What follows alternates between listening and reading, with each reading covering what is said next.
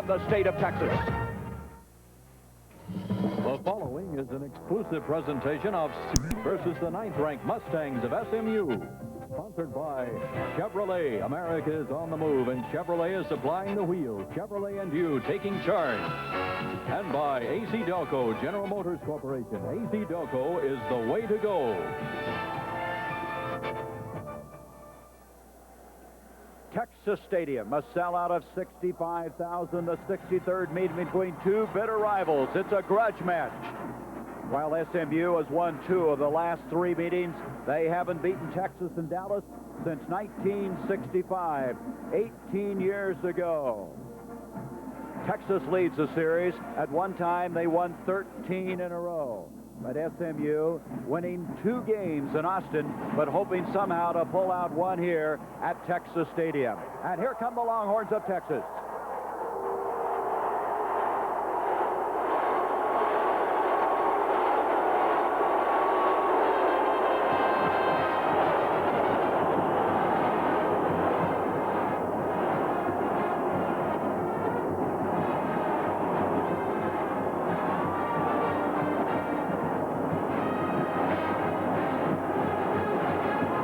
Mustangs of SMU.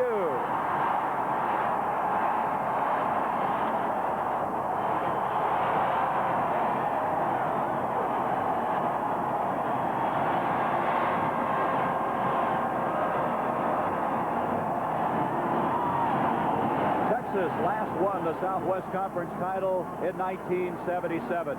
That was Fred Akers' first year as head coach at Texas.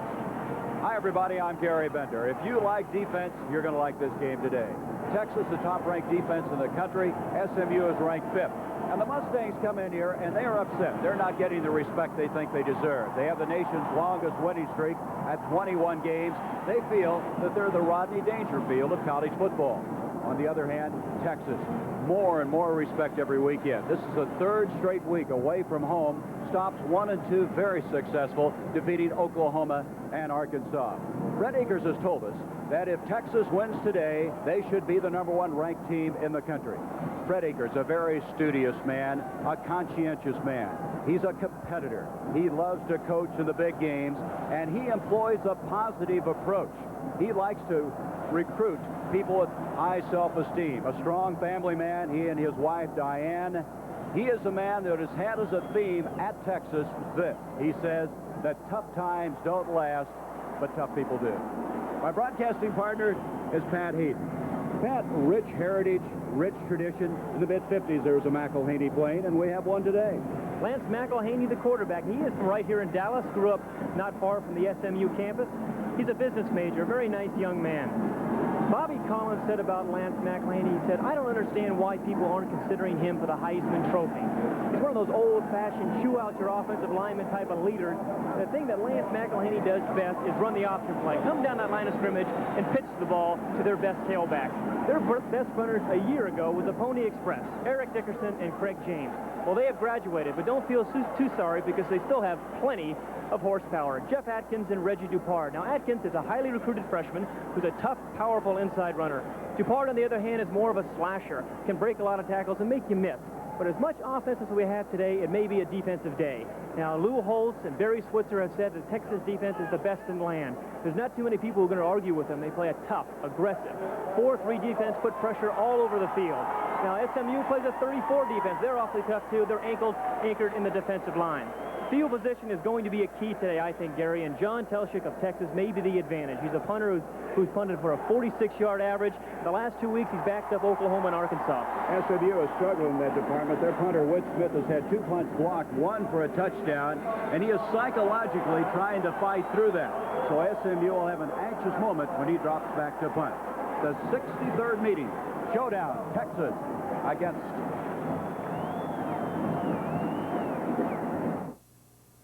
There's something special happening at Kentucky Fried Chicken. Fresh buttermilk biscuits made from scratch. Our chicken and biscuits are perfect. Ranked 8th. The Southwest Conference officials in charge of this game. The referee is Dixon Holman from Arlington, Texas. Louis Schaufel, Bobby Ratliff, Bobby Brooks, Frank Shepard, and Jim Evans. Texas has won the toss. They have waved it off. As an end result, SMU will receive. Jeff Ward, number 23, will kick. The freshman from Austin. Back deep for the Mustangs is Donald Allen, number 12. He's a freshman from Fort Worth.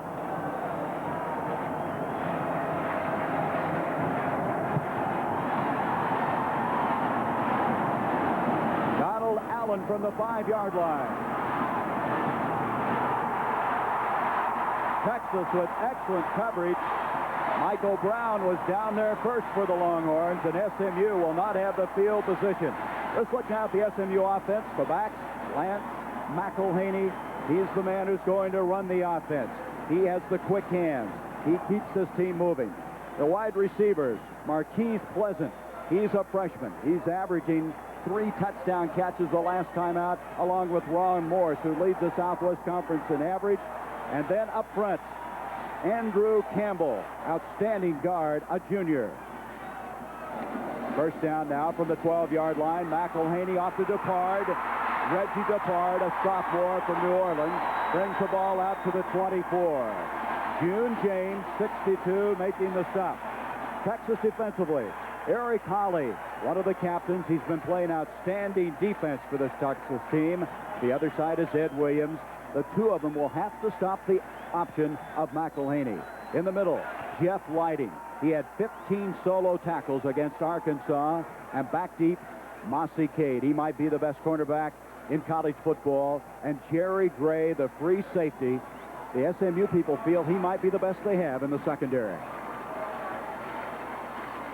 This Texas secondary, you mentioned the secondary. A lot of people think it's the best secondary across the land. They're very, very aggressive. They play man-to-man defense, bump and run. They work you all over the field. And what SMU wants to do early, as Ara Parsegian mentioned, is put their receivers in motion and test them deep. Try to throw the ball deep early in the football game.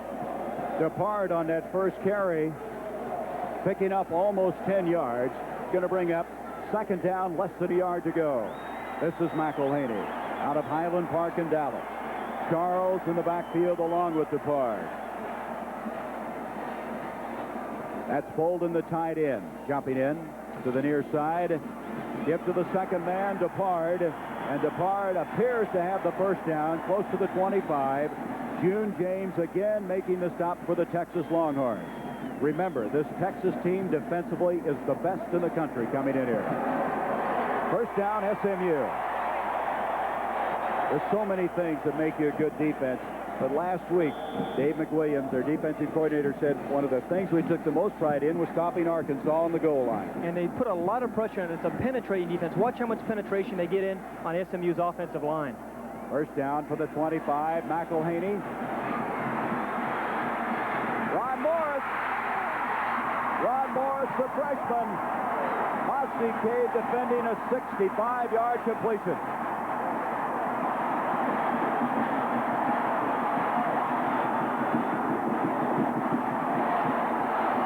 Jordan, their offensive coordinator, said that SMU wanted to go deep early, just to let them know they have the capability of doing so. Ron Morris, the freshman flanker, he has 10-3, 100-meter speed. The ball is perfectly thrown by Lance McElhaney, and Ron Morris is there to make the catch. That is going to make this Texas defensive secondary think about the deep pass all afternoon.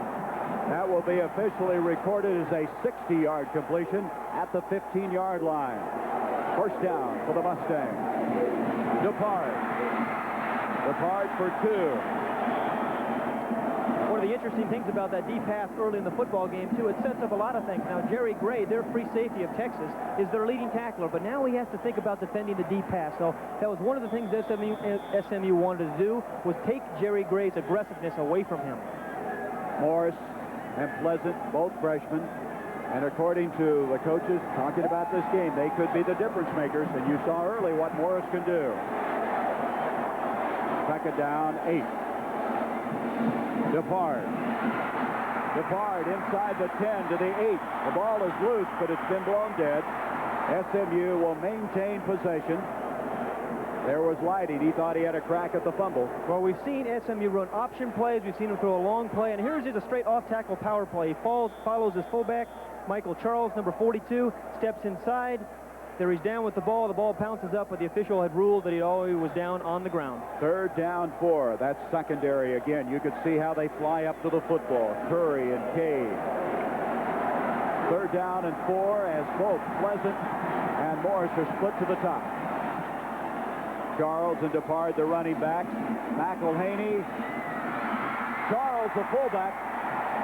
And it's fourth down. June James, 62, the right side linebacker, played that very well. Charles, they don't throw to him that much. And it was a good call. It's 3rd and 4. You're facing a man-to-man defense. And what do? You try to put a back against the linebacker, and you get the matchup. You see James covering number 42, Charles right there. The ball is well thrown. Charles couldn't hang on. Had he caught it, it would have been a first down. So we'll have a field goal attempt. Jeff Harrell, number 3, who's 5 of 9, will attempt one from 25 yards. Don King to hold. And the Mustangs are on the board. SMU, by virtue of that 60-yard pass, gets 3 points. They strike early with 12:25 to go in the first quarter. The defending conference champions have the lead.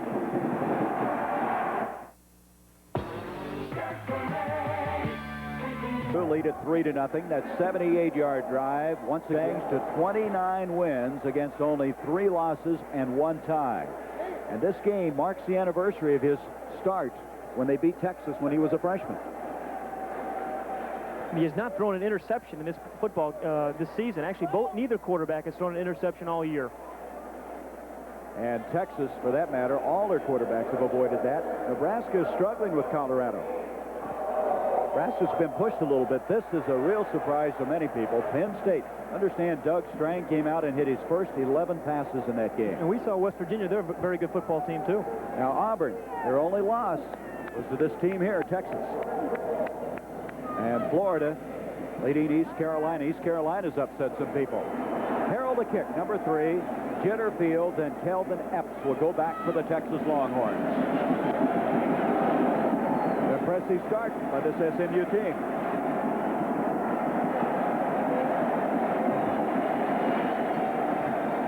Jeff Harrell out of Houston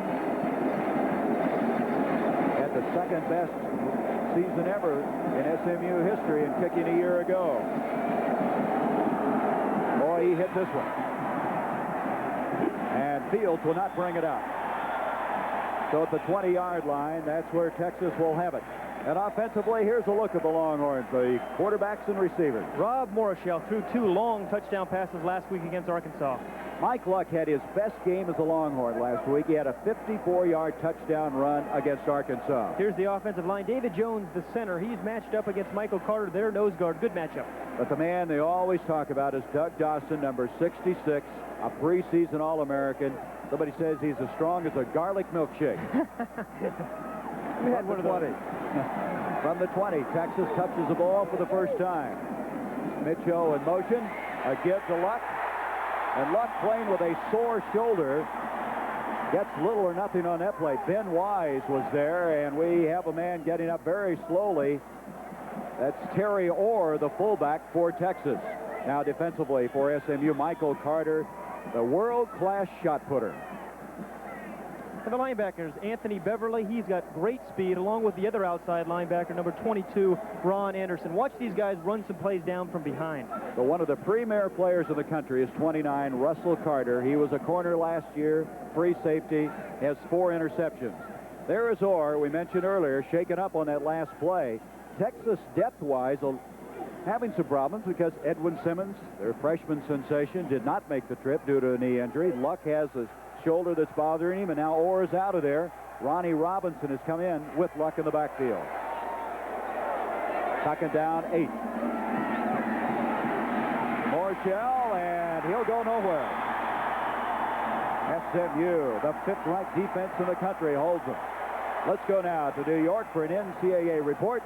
Here's Brent Musburger. Gary, here's Penn State's last touchdown in this big upset of West Virginia. DJ Dozier, their sensational freshman running back, on a screenplay. Now, DJ was held out of the first half. He's a fresh pair of legs, and I'll tell you, Joe Paterno's getting the most out of him. Let's go back to Gary and Pat. We continue to see outstanding freshman running backs. It's 3-0 here. SMU with the lead. Texas with a 3rd and 8 on their first series of the ball. Mike Luck carries, and he has the first down. Texas on 3rd and 8. and a 10-yard run by Mike Luck. And at the 32, the Texas Longhorns, who have not won the conference title since '77, trying to play catch-up. It is a good call, Gary. You mentioned 3rd and 8. Watch him stretch the defense out and cut back. The defense had overrun it. SMU's defense is a little bit quicker than Texas, so you're going to see them for the great pursuit of SMU. But if you cut underneath it like Mike Luck did there, you're going to have some success. John Walker comes into the backfield for the Longhorns. First down from the 32. This is Walker. And John Walker to the 38 for the Longhorns. Running behind that forward wall, David Jones in place of the injured Mike Ruther. We talked about All-American Doug Dawson. Watch him, number 66, right there in the middle of your screen. He's going to step around. He's looking. He's got his eyes headed on the target right there in number 47, Larry Cox. That's what a good offensive guard has to do, keep his eyes on the target. Doug Dawson says, we just like to overpower people, move them off the ball. It's easy to say that when you're 6'3", 270. Second down and 4, and SMU is there. Michael Carter, 74, Larry Cox, 47. Bobby Collins has never lost a game as coach of the SMU Mustangs, taking over last year. His only blemish was a tie with Arkansas, former mentor at Southern Mississippi. Fred Akers, a man who in his first year won the Southwest Conference title. He wants to get it back. 1977, the last time. That's too long as far as he's concerned. 3rd down and 2 for Texas. 2 tight ends, Mitchell and Jenkins are in. And now we're going to have a timeout. Texas having a little confusion, and Rob Morshell will come to the sideline. SMU leads it 3-0. Texas has the ball at the 40, a 3rd and 2 when we return. Test pilot Chuck Yeager for AC Delco. In a high-performance fighter, we go from the griddle to more than 20 degrees below in just seconds. Well, here's an all-weather fighter for your car, the new Delco Freedom Dura Power Battery. Hot or cold, it's got the starting power you can depend on. With a Freedom battery, you never need to add a drop of water. Get a Delco Freedom battery for your car, now from just $39.95. Call 800-AC Delco. Shotgun Rapids, Idaho, and Milwaukee, folks mean something great to these guys. The shotgun means whitewater at its best, and Milwaukee means beer. Cold, crisp, old Milwaukee beer, and smooth, golden old Milwaukee Light. And old Milwaukee. And old Milwaukee Light. Taste as great as their name. You know, guys, it doesn't get any better than this. And he could become the second player in conference history to win 30 games. He's won 29 thus far, and look who's on top, Bobby Lane. He would, of course, move ahead of Sammy Baugh. Good company. That is big company. After the timeout, Texas with a 3rd and 2. Morshell giving off to Luck. Luck has the first down to the 50-yard line. 9-yard pickup on the play, so the timeout, they called the right play, quite obviously. Nebraska still leading by 2 over the Buffs of Colorado. Penn State, West Virginia going in there unbeaten. Auburn over Mississippi State. Pat Dye's team has recovered very well, thank you, from that opening day loss. Georgia rolling. And Michigan, last seconds as time was running out, defeated Iowa. John Walker.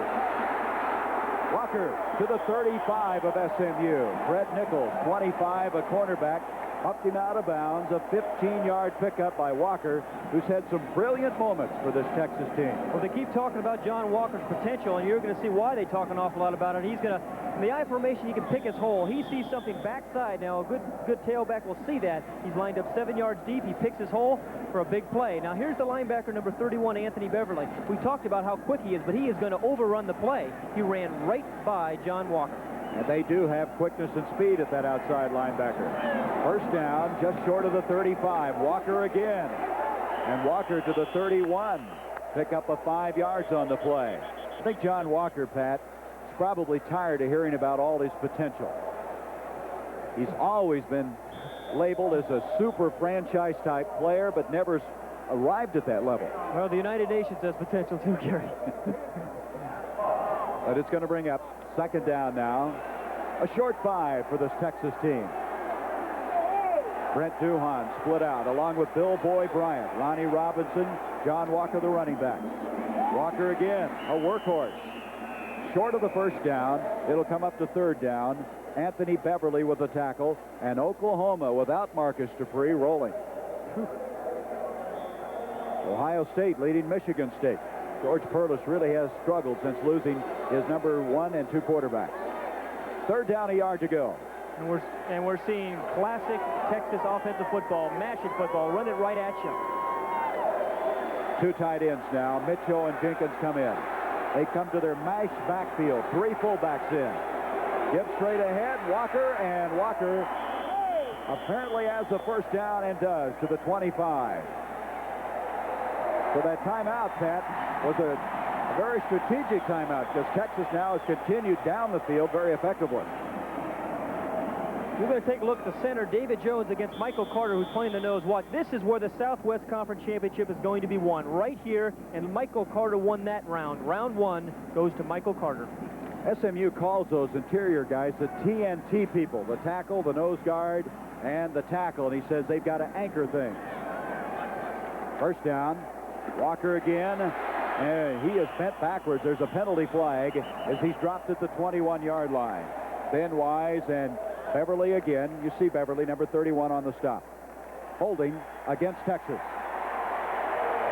We've seen Texas play twice this year, and the big thing about Texas' offense is really they've had so many penalties. They average, I think, 10 penalties, over 10 penalties a game, and that has been their biggest disappointment offensively. Fred Akers, a man who says, though, he likes aggressiveness, even though they have paid, as you mentioned, penalty-wise. And that secondary has really been coming after people, and they were the one that was penalized so much against Arkansas. But this time, it's going to be against the line.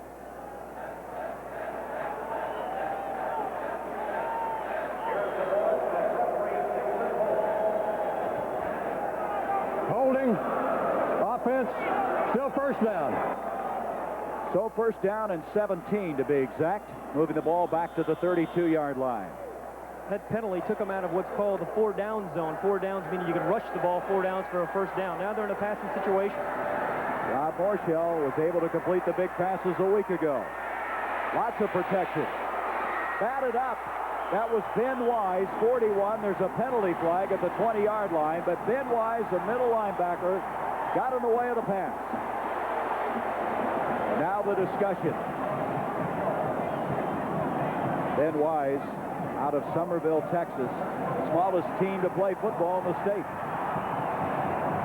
They're going to say that the penalty flag was inadvertently dropped because the ball was tipped, that it's not pass interference. But look at Rob Morshell as he drops back here. Now you're going to see Ben Wise, their middle linebacker, tips the ball. He is 6'3". He jumps right there, tips the ball, and Anthony Beverly hit the receiver. The official did not see the tipped ball, but the other official changed the call, saw the tip ball, and so it's not pass interference. Ben Wise said, when we played my senior year in high school, we had 13 players. I guess he went both ways. I guess so. So it's second down, 17. Robinson, Walker in the backfield. 3-0, SMU leading.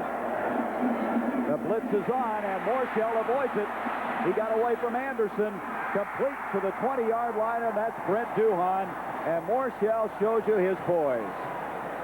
12-yard completion. There is no substitute for athletic ability. Now, they had a safety blitz on you to see number 26 come in the right part of the screen right there, but Rob Morshell breaks that tackle, comes around and finds a way to get the ball to number 7, Brent Duhan, for the first down. This is a team last week that had 2 touchdown receptions between the two, but he's running a crossing route. He's wide open. The ball is thrown low and away from the defender. Big play.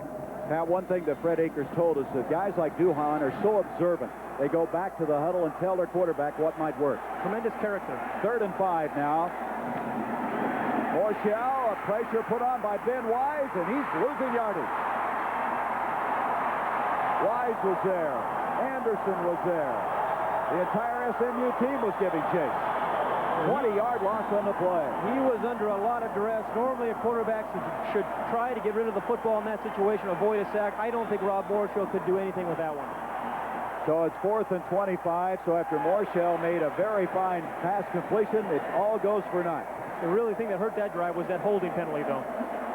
Now the leading punter in the Southwest Conference, John Telchik, will go back for the Longhorns.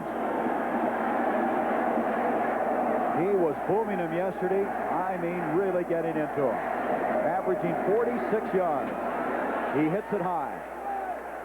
It doesn't turn over. And at the 5-yard line is where SMU will have to start. 35-yard punt. Very strategically placed by Telchik. Texas now will set it up defensively, trailing by 3. If you're looking for John Telchik did an extremely good job. He got the ball down to the 5, and that's where SMU will take it. McElhaney giving to Jeff Adkins, who's in for the first time. The freshman from Fort Worth, Tony DeGreat, 99, making the tackle. Field position is critical. You're going to take a look here at 93. Eric Hawley, as he fights off the block of Ricky Bolden, their tight end. And Bolden does a pretty good job of wrestling him down. Bobby Collins feels that Bolden's the best tight end in the country. Doesn't catch that many passes. You're right, but he's a very good blocker, as we saw there. But the field position is the key. SMU has had 2 possessions. They started their first possession on the 13, this possession on the 5-yard line. Trites, Atkins in the backfield. McElhaney gives to Atkins. And he's going to get back to the line of scrimmage, and that's about all. Ty Allard, Jerry Gray over there. Gray, by the way, number 2, leads Texas in tackles. Well, it's interesting to see him up there because SMU wanted to keep him back in the defensive backfield, and that's why they threw that long pass early in the game, but Jerry Gray must not have been paying attention. All right, Pat, you're a quarterback. You got 3rd and 10 at the 5. I would call him the second-string quarterback.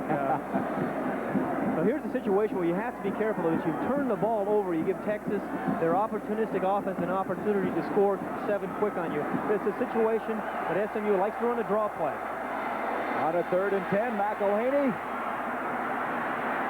Morris tried to get it at the 38-yard line. Bolden was also down there, but Mossy Cade, number 3, back defensively, and now a pressure kick. We said at the start of this game that Whit Smith has been struggling as the SMU punter. He's had 2 blocks. He's a left footer.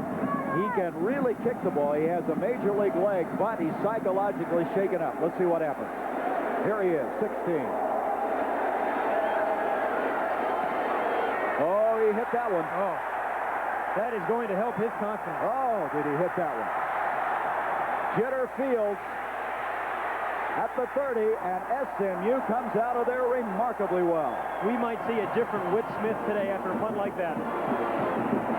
Keith Brooks was down there. Our statistician, Mike Swanson, says that's a 67-yard kick. So Whit Smith psychologically has to get a lift from that. The Mustangs lead by 3. Came through. We've been told that the kick officially now is 68 yards, the longest of his career. The senior from Dallas has to be pleased. At the 29, Texas has it.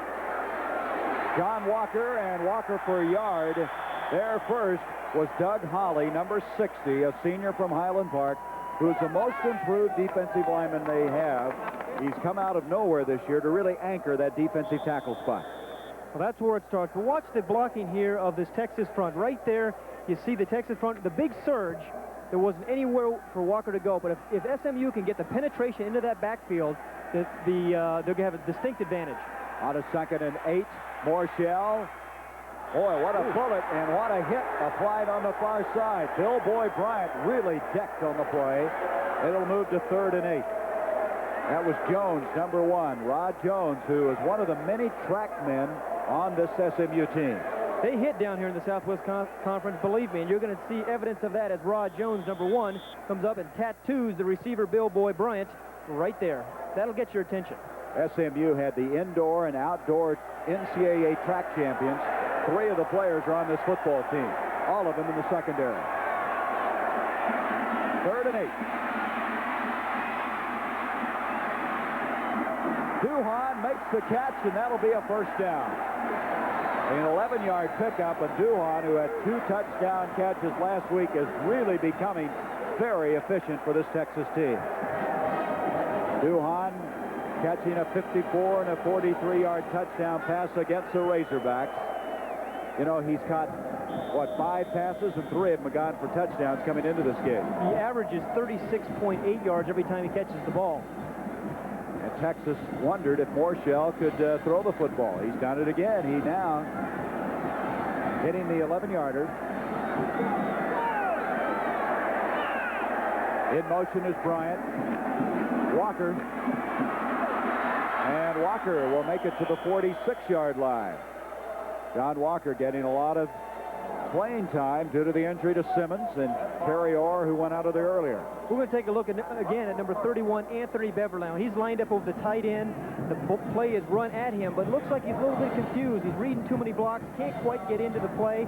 Doug Dawson gets a piece of him. He's not there to make the play, but that's a play that he's going to have to make today for SMU to stop that sweep of Texas. Tom Linebarger checks in at defensive end for the Mustangs. 2nd down and 6.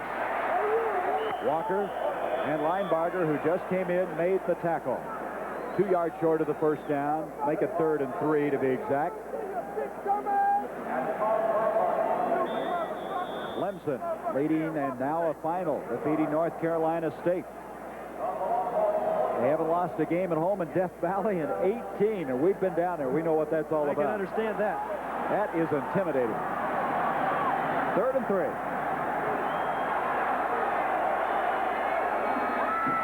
Morshell, Beverly giving chase. Bill Boy Bryant, he got it complete at the 36-yard line. 15-yard completion. Football is a game of competitors, and Rob Morshell is one of those. People said he couldn't throw, he couldn't run. Somehow he finds a way to get passes like this to number 80, Bill Boy Bryant.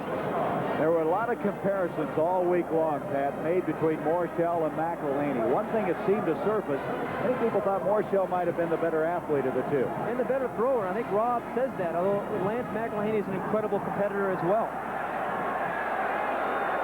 First down. Carter runs into his own man. Let's see who that is. That's 65, Kurt McJunkin. And he ran into his own man there because of tremendous penetration by number 98, Mitch Willis. And this is what SMU has to do, is penetrate. When you have a team that lines up in the I formation like Texas, puts their tailback at 7 yards, what they want to do is hold their own at the line of scrimmage and let that tailback pick his way. But if you get penetration like SMU is right now and cause collisions in the backfield, there's nowhere for the tailback to go. No one has scored a rushing touchdown against SMU this year. Here is Ronnie Robinson, the fullback. He bulls his way inside the 35. Rod Jones, Ron Anderson combining on the stop.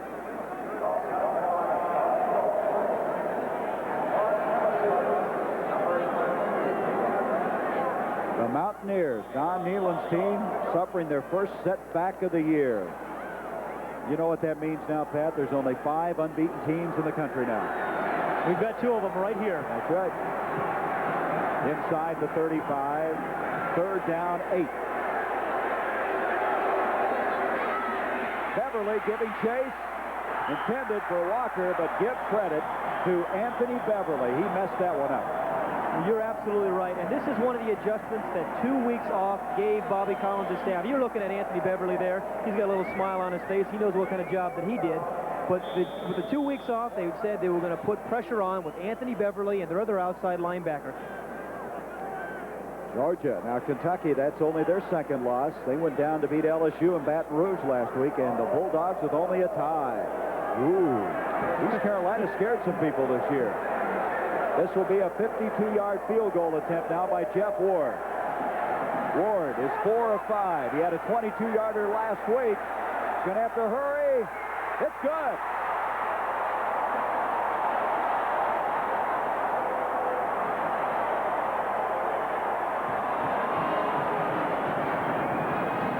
Jeff Ward has tied this game up. That is the longest of his career. This his freshman year. Never a doubt, never a doubt. His daddy, an NFL official, was at practice yesterday. He tries to see his son play every Saturday before he goes to his game assignment.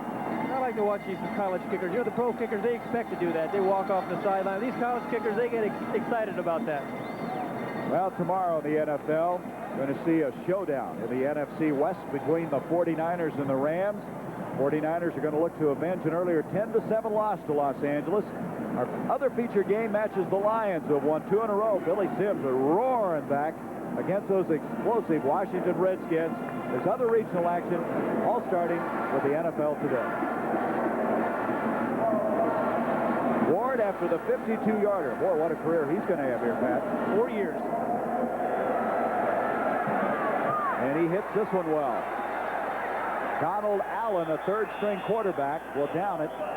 And SMU will start from the 20-yard line. Well, we said field position. Thus far, Whit Smith has kicked well, and both field goal kickers have done the job. The Mustangs from the 20. All tied up 3-3. It's been 18 years since SMU has won a game in Dallas. They used to play in the Cotton Bowl, now moving over here to Texas Stadium. Lance McElhaney will have DePard back in at tailback. He's number 21, and Michael Charles at fullback. Morris in motion. McElhaney fumbled the ball, and SMU has it. Andrew Campbell, 67, the man that we highlighted as being the leader up there, and that offensive line alertly came up with it. Well, this is a little problem that SMU has had. You know, they've only had one game the past 3 years where they have not fumbled the football. They had 5 fumbles against TCU this season. And here you can see Lance, the ball just knocked out of his hands, but an alert, number 67, Andrew Campbell, is there to make the recovery. Pat, it looked like he had an alley to run if he'd held on to the football. Second down, 9 yards to go. McElhaney delivering to Morris. He got it. He didn't catch much yardage with it, maybe a couple at best, but that was a fine catch by the freshman from Cooper, Texas. There's a look at Ron Morris. You know, he reminds me a lot of Kenny Jackson of Penn State, a great blocker, outstanding speed. We mentioned he has 10.300 meter speed, but he's a very good blocker as well. Well, that brings us to the end of this first quarter. 2 field goals, but distances of 25 and 52 yards, and this showdown is all even. 2 of the 5 now remaining in college football. And Pat, we've had the big play. We've had the good kicking game. Any surprises in 15 minutes? Not to me, really, other than what people did think Lance McElhaney could throw the deep ball. We saw again that you don't underestimate McElhaney or Morshell. Morshell proved last week he could do it, and he's coming out after him again today. Had the 2 long touchdown passes to Duhan. We start the second quarter. 3rd down and 5 for SMU from the 25. Morris goes in motion. McElhaney with Holly after him. A flag on the play. And that was almost picked off by Jerry Gray. Jerry Gray, the free safety who seems to be everywhere. But a penalty flag was thrown just about the time the play developed. It's against SMU. Bobby Collins, who was a quarterback at Mississippi State and assistant coach at the University of North Carolina. Declined, 4th down. You probably could hear the illegal motion against the Mustangs. They'll have to kick. Whit Smith with a career-high 68-yarder. The last time will kick from the 12.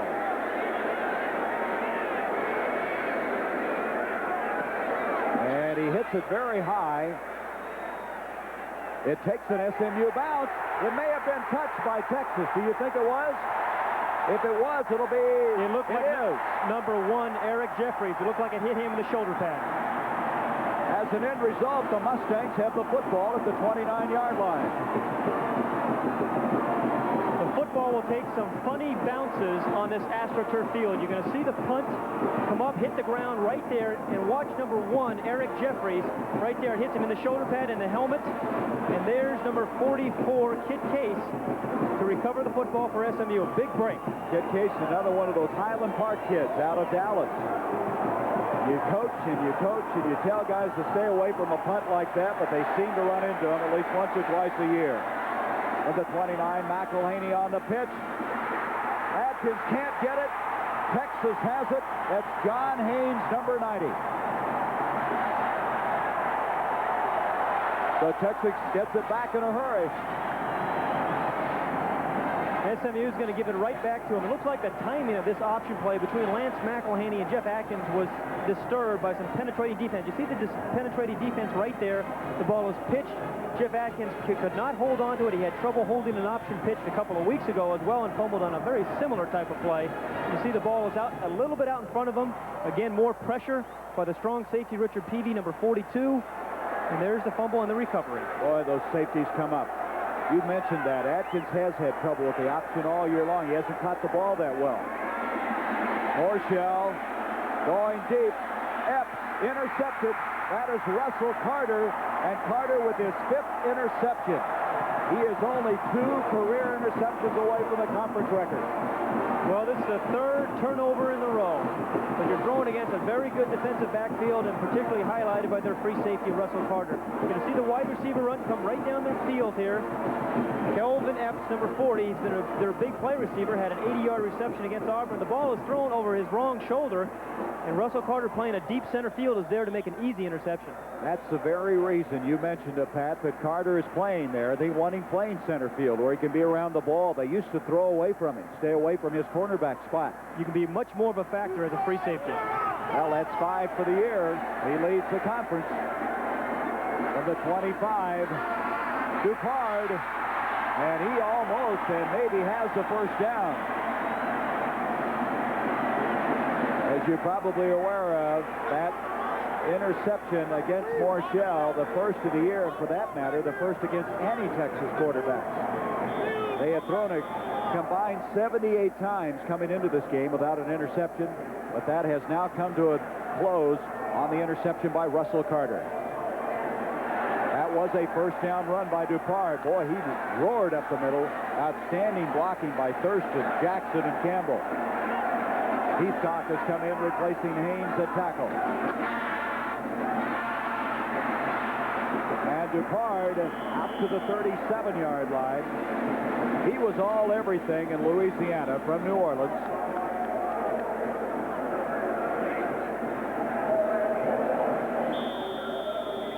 Maryland leading Duke. Boomer Esiason, that is a final. Esiason against Ben Bennett. Let's look at him now. Now, Bennett had more yards. But Boomer Esiason has a better surrounding cast. Boy, they haven't won a game yet. Duke has really struggled. They moved the ball, but they haven't been able to stop a lot of people. 2nd down, 8.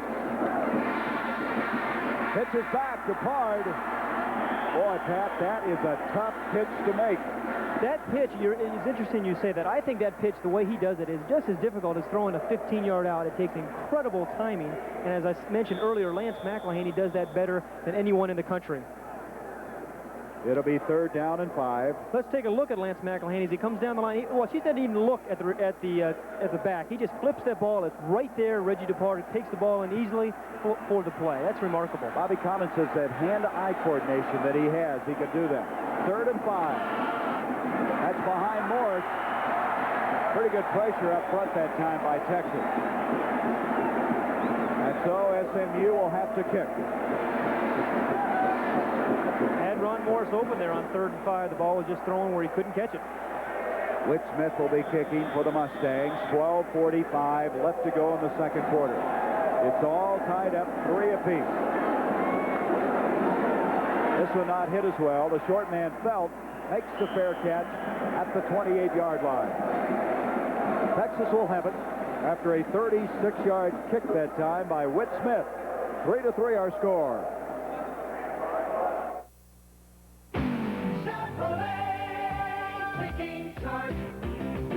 Here comes the hottest selling Chevrolet today. The fun-to-drive front-drive Cavalier. Fire up 2 liters of electronically fuel-injected fun and experience more horsepower than the top 3 imports. The minute you feel Cavalier perform, you'll know what makes Cavalier the hottest selling Chevrolet today. Chevrolet! And you. Taking charge. The next time you make a long-distance business goal, think about this. Long distance is important to every business, and only one long-distance company can connect you with anyone, anywhere in the world. AT&T. We can custom design a network for you and help increase productivity and manage costs. That's enough to satisfy any business. even accounting. AT&T, we're what you call long distance. Sunday, Matt sends out the alarm when a gossip columnist makes him and Jenny an item. I only take pictures of my friends. You must save a fortune in film. Cassidy. Good night, Beantown. The second-ranked Texas Longhorns, the defending Southwest Conference champion SMU Mustangs, all even at the 12:39 mark. Both teams kicking field goals. Texas now has the football, first down. And stumbling forward that time was Mike Luck, losing his footing. Let's go now to New York. We have an update on that Notre Dame game. Here's Brent Musburger. And Gary Ara-Parsegan is all over Pat Hayden today. The Irish are about to end that USC domination. Alan Pinkett's third touchdown, 24-0. Let's go back to Pat and Gary. I tell you, Brent, I wish you could have seen Pat Hayden's reaction when that score came up on the screen. Oh, my. Straight ahead again comes Mike Luck. Michael Carter, 74, made the stop, and it's going to come to a third down. There's Carter going out. He has such explosion as a shot putter, and Pat, they say it helps him as a football player. What you look for in a nose guard is some size. He is 6'2", he's 274 pounds, and a mean disposition, and he's got lots of that. He has a lot of that. And a body to go with it. Yeah, you can back it up, I guess. Third down and 6 now. Marshall.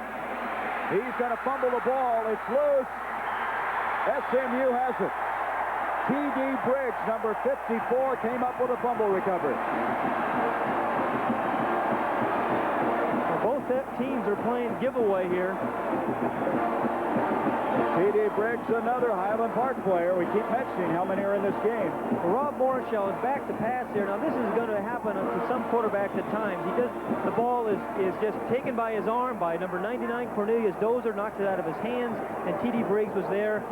Here's a look at the nose guard. Now, this is Jerry Ball, number 34. Watch how he just dominates number 56, David Jones. Puts him 6 yards into the backfield. He's just a freshman, too, number 34. Here's McElhaney trying to capitalize. Pleasant, the intended receiver. Gray was there. That secondary always seemingly in position. Gray already has 2 interceptions. And Marquise Pleasant still keeping him nervous. Marquise. He was Marcus when he came here. He caught a couple of passes, and he changed his name to Marquise. It's going to be Marquise Pleasant. Second down, 10. Both quarterbacks now, Pat, have had the ball jarred loose from them. Marshall and McElhaney, and that'll happen when you try to scramble around and run that option. The key is the defensive front walls that put pressure on both quarterbacks. Second down, 10, and we have a delay in the action. SMU has the timeout. That's their first. Both teams have 2 remaining in this first half. 3-3 our score in the showdown. You know, repairs cost so much. It's terrific you're trying to be handy. What do you mean trying? Peerless makes it easy to be handy. I'm going to hook up this do-it-yourself Peerless faucet, and these are the only tools I'm going to use. Watch. Just insert the flexible copper tubing and turn the special tightener by hand. Bend the tube. SMU asking for the timeout. They have a second down, 10 at the 29. Ron Morris goes in motion for the Mustangs. Give to Adkins. Adkins to the 20. Struggling. He needs another yard for the first down. Jerry Gray. Oh, did Gray come up and straighten him up and denied him that first down. But again, Ara-Parsegan mentioned in the game that they were going to put people in motion, try to loosen the support. But watch 57. Aaron Bolton, the left guard, come in and put a block on Mark Lang, the linebacker, giving Adkins some room to run. There is a penalty. Flag clear back at the 29-yard line. And the ball's going to be coming back. Adkins showing his explosiveness as he went up the middle that time. Illegal motion on the offense, still second down. Maybe that's the reason he exploded so quickly. We'll take another look at Aaron Bolton, number 57, as he finds a way to open up a hole for Jeff Adkins. Right there, you see number 2, Jerry Gray. He's the last defender to put the stop on Adkins. Bobby Collins told us that Adkins will probably weigh 215 pounds by the time he's a junior or senior. Tremendous legs on him. He does. He might end up being a fullback. No, the fullbacks don't carry that often at SMU. Right now, they reset the ball. It's going to bring up second down, 15 yards to go from the 34. Pleasant and Morris are in. Kreitz, Atkins in the backfield. Revis is the tight end.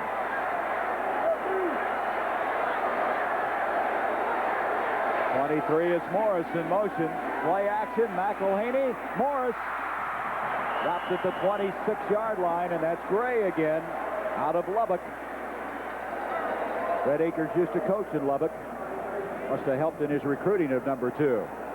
Plays with those gloves. A lot of them are doing that. They feel it cuts down the injury, and of course, also gives them a better feel for the football. Well, particularly when you play on AstroTurf as much as the Southwest Conference teams do. You don't get the AstroTurf burns all over your hands. Gray comes out on a 3rd and 7, and Craig Curry replaces him in the safety position. McElhaney. Bobby Leach, defended nicely by Mossy Cade. There's no place to go with that. McElhaney with a very peculiar motion, but an effective passer just the same. Mossy Cade against Bobby Leach. He's all over him like a cheap suit here. Watch this. Bobby Leach now, and you're allowed to push him. He pushed him once. There is no room there to get the ball into number 7, Bobby Leach. Good defense by Mossy Cade. Boy, Mossy Cade, he loves to challenge you one-on-one. Physical player. 42-yard field goal now coming up by Harrell. Harrell earlier able to hit one from 25 yards. And the kick is good.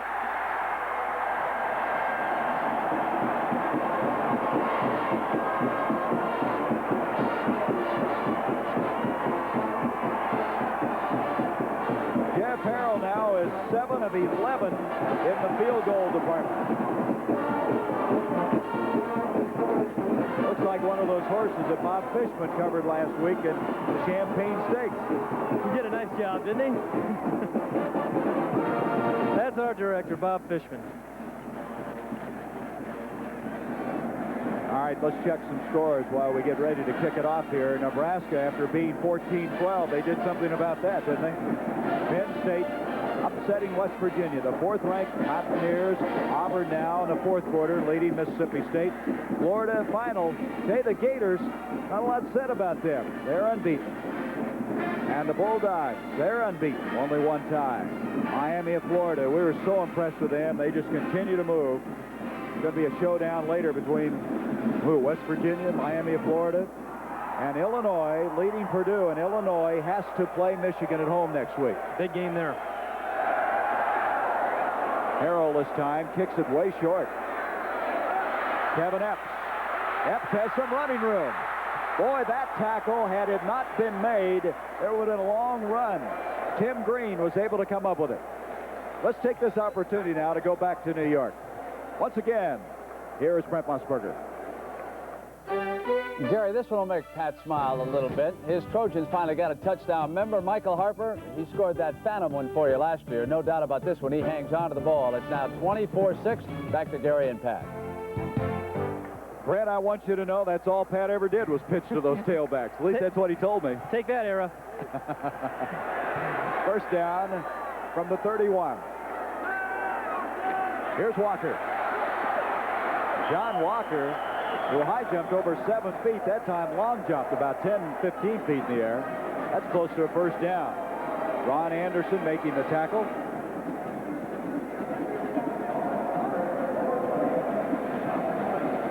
You can see the problems Texas is having mechanically. And that's a little bit surprising when you think of Fred Akers, how disciplined and well coached his football team is. You know, they had trouble last week in the first half. They've been a third-quarter club, and we'll tell you about that when we get to the third quarter. They have been unbelievable there. Here's Rob Morshell on a sneak. Picked up for the ball loose as they unpile. SMU thinks they have it, waiting for the indication, and it is going to be the Mustangs' ball. I did not see it come loose. 4th turnover now against Texas. It was just a simple quarterback sneak. He goes over Doug Dawson, the right guard, trying to pick up a first down, which he did. But again, the hard hitting the Southwest Conference, number 34, Jerry Ball, put his helmet in there. The ball pops out, and there's a host of SMU defenders there to make a recovery. They just stripped the ball away from him in all of that confusion in there, and as an end result, fourth turnover sets it up now at the 44 for SMU. Depard gets 4 yards. Both Depard and Atkins come off the ball and quickly. Craig Curry, Mark Lang combine on the stop. Depard was hurt early in the year, had a lot of shoulder problems. There's that turnover situation. Defense has played a lot. I don't know if Texas wants to rely on that third quarter too much. You're right. Second down, 7. In motion is Adamson, who checked in. McElhaney pitched it. The fullback, Charles, did not see the ball. He did not see it, and Texas has it at the 40. I don't believe he was pitching it to Michael Charles. I believe he was pitching it to the tailback, but Michael Charles got in the way of the ball. Let's see it. I'm anxious to see. Watch Lance McElhaney. Now, the fullback is actually supposed to be a blocker. He's supposed to come down and block the support man. But again, penetration causes... Now, that pitch was supposed to be to Reggie Depard, number 21. Have a Texas player down on the field. Bill Heathcock, number 68. Defensive tackle. Again, though, Pat, it shows you you're almost like a riverboat gambler when you're on that option. There was an example of it. So while they look over Heathcock, we're going to take a break. 6-3, SMU. When people pump their own gas. Texas is playing this option man-to-man. You're going to see one man on Lance McElhaney. You're forcing him to pitch the ball. You see another man covering number 21, Reggie Depard. There's really nowhere to pitch the ball. Lance McElhaney thinks his fullback is the man. He is not. It bounces off his shoulder for the fumble and the recovery. You know, looking back at the start of the year, didn't Auburn try to do the same thing? That's exactly what they did, and they took Texas took the pitch away by covering that pitch man-to-man, right in his face. We've had 6 turnovers in this game, 4 by Texas. They now have it at the 40. Fake the end around reverse. Morshell, is he hit on that play? The catch is made by Walker, and Walker is belted. First down, 18-yard pickup. Mitch Willis just unloaded that time on Morshell when he got rid of the ball. But give Fred Akers some credit. We've seen some turnovers here by Rob Morshell, but he still has the confidence in him to come right back with a pass, and it's a big play, and Rob Morshell responds once again. There's the hit that you talked about, Gary, and there's another hit. Oh. One other look here at John Walker as he catches the ball. Number 1, Rod Jones comes in to give him a little tattoo. Boy, Rod Jones has had 2 big hits in this game. This is Walker getting outside. Walker to the 35 and dives for that front down stick, trying to pick up the first down. And he did. He has 60 yards rushing today.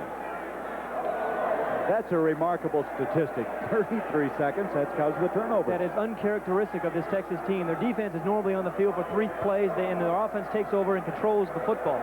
John Walker is having one of his better days. He's had those moments, as we mentioned earlier. There's your time in this first half at halftime. Brent and Era, highlights and scores. Get to look at that USC Notre Dame game again.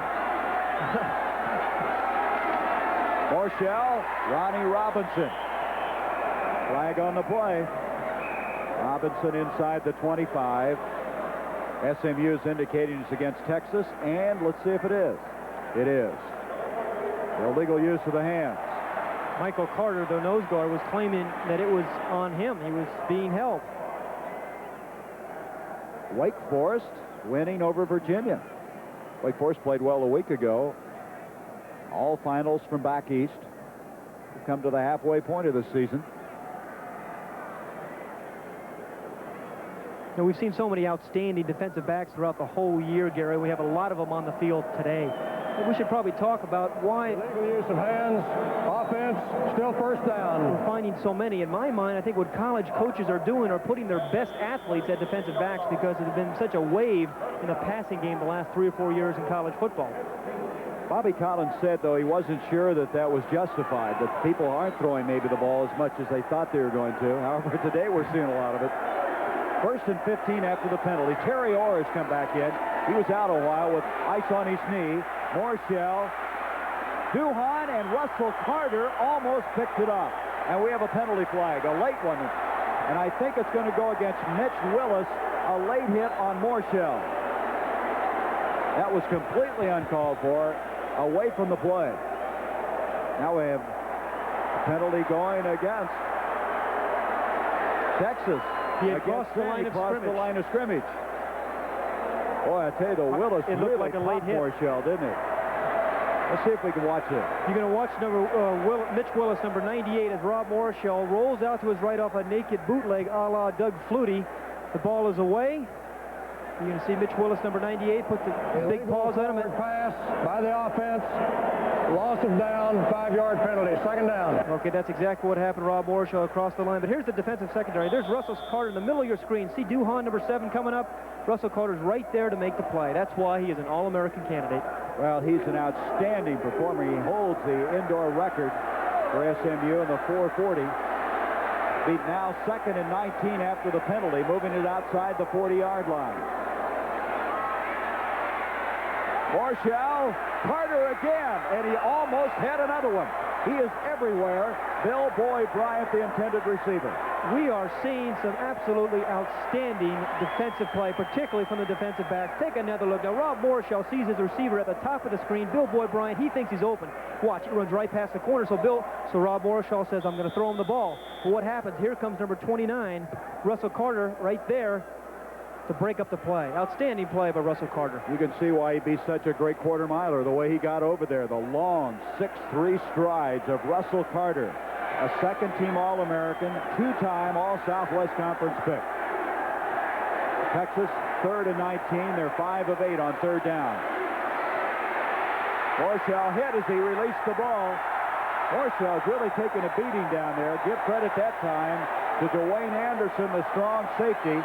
Also Tom Linebarger. I don't think Morshell has been hit as much all year long as he has today. You're right. He is taking a beating. We talked about how deep both these defenses were penetrating, tough defense. And here's Morshell as he drops back. He does not see number 26, Dwayne Anderson, from the backside. Boy, that's where you get a big whiplash in a hurry, huh? That can give you a headache. Side. Can ruin your whole day. Belship to kick. Last time he placed one beautifully at the 5-yard line. He's going to try to do it again. Carter signaling fair catch. He'll let it hit, and it's going to go in for the touchback. 40-yard kick, and Texas now at the 20-yard line will set it up defensively. That Texas defense has been tested, and they trail now 6-3. The Ralph Sampson era, Pat. I don't know if you've had a chance to see Ralph Sampson play when he's at Virginia. Well, next Saturday, the NBA returns to CBS, and it will mark the beginning of an era, the Ralph Sampson era. The 3-time College Player of the Year will play his first NBA game for the Houston Rockets against Artis Gilmore and the San Antonio Spurs. Next Saturday, 3:45 Eastern. This is Adkins. Adkins picks up 5. Jeff Adkins, as a senior at Fort Worth Eastern Hills last year, had 4 200-yard days, 3 300-yard days. So you can see why he was so heavily recruited by everyone. Although they did lose Eric Dickerson, as we mentioned at the top, they have 2 outstanding tailbacks, but they still lost the 80-yard run from Eric Dickerson. But they probably gained something back with their 2 freshman receivers. They say what they missed from Dickerson is how tough he was. Just a tough, hard-nosed player. 2nd and 5, fumble. Adkins was the guy it was intended for. Did he get back on it? Looks like he did.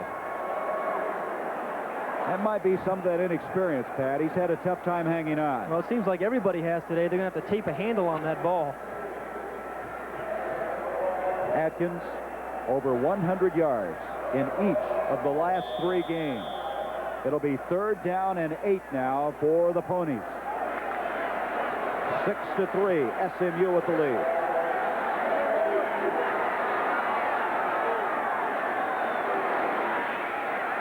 McElhaney. 4th down. Ron Morris, the intended receiver. And with 5:27 left in this first half, Texas expects to get the ball with very good field position. SMU has not converted any of the 3rd downs. They're 0 for 6. With Smith. He hit it well. Jitter Fields at the 33. And he's to the 43-yard line. Scott Ford making the tackle. 45-yard kick, a 10-yard return. The unbeaten second-ranked Longhorns trailing by 3.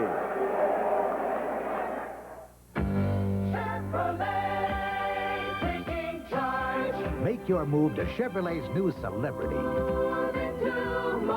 Move into the comfort of more passenger room than 91 out of 95 import cars. Move into Celebrity and the traction of front drive. Try to find any other front drive automobile that gives you more passenger room for less. Chevrolet. And you. Taking charge. It's Halloween, so set your spirit free. Turn it loose tonight. Coolest light, turn it loose tonight. As you can see, he's had more today than they've had any other game But nobody's for the season. But nobody's really taking advantage of those turnovers. 5:16 to go. First half. First down for the Longhorns.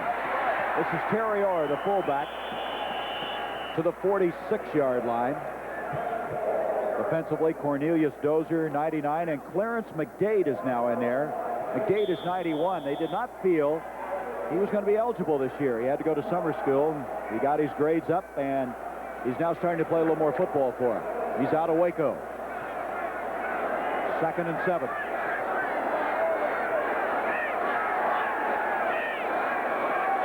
Billboy Bryant in motion. Terry Orr. Orr has a first down. Forward progress to the 44 of SMU. 10-yard pickup. Nice touch here by Rob Morshaw. You're going to see an outside blitz by the outside linebacker, number 99, Cornelius Dozier, who's right there in Morshaw's face, but he gets it around him, finds a way to get the ball to 37, Terry Orr, who picks up a couple of blocks and gets a first down. One of those blocks, McJunkin. He's really done a good job. He's kind of overshadowed by Doug Dawson, but he's played very well this year, the senior out of Dallas. On a first down, John Walker fumbled the ball. Believe it or not, it's loose again. Rod Jones had a crack at the recovery, but did he get it? Russell Carter comes out of there with it. Unbelievable. These are two unbeaten football teams, and I don't know whether there's too much emotion out there. They still got the pregame jitters or what, but they're turning the ball over way too much. And so the sellout crowd here at Texas Stadium, seeing a game of turnovers, of field position. Thus far, we've had 3 field goals. SMU has 2 of them. And the 2-time defending Southwest Conference champions now have the ball at the 36-yard line. 5 turnovers now against Texas. Dupard, boy, he runs into a lot of trouble on that play. Craig Curry, Tony Edwards. Edwards playing a lot in there. He and Jeff Lighting have been sharing that middle linebacking spot. The thing about trying to call offensive plays when you're turning the ball over so much, you can never really establish any sort of rhythm. You run a couple of plays, you're trying to set something up, the next thing you do, you turn it over. So you're seeing some offenses that have been frustrated out here, both teams, because they have not been able to develop any kind of a rhythm that it takes. Pat, I think you said it very well. You can be too high sometimes. Maybe they're just too emotional, not doing the things that they ordinarily do. 2nd and 9. McElhaney to Leach. That's Acorn, 17, stride for stride. Leach thought he had pass interference. That's the miracle man of 82, Bobby Leach. Beat Texas Tech in the last play. 79-yard touchdown strike against this very Texas team. It's a very physical game. Ooh. Tell you, as a back, you want to carry the ball, not block. You got to block in this scheme of things. 3rd down and 9. That was Dupard. It was just unloaded on. Here's McElhaney putting it up. Pleasant and Pat, there was a big question mark coming in here. Could the speed of Pleasant and Morris get by the secondary? They haven't yet, except for that one play at the start of the game. But you're going to see Lance McElhaney keep trying. He sees the bump and run. He has a lot of confidence in these freshman receivers.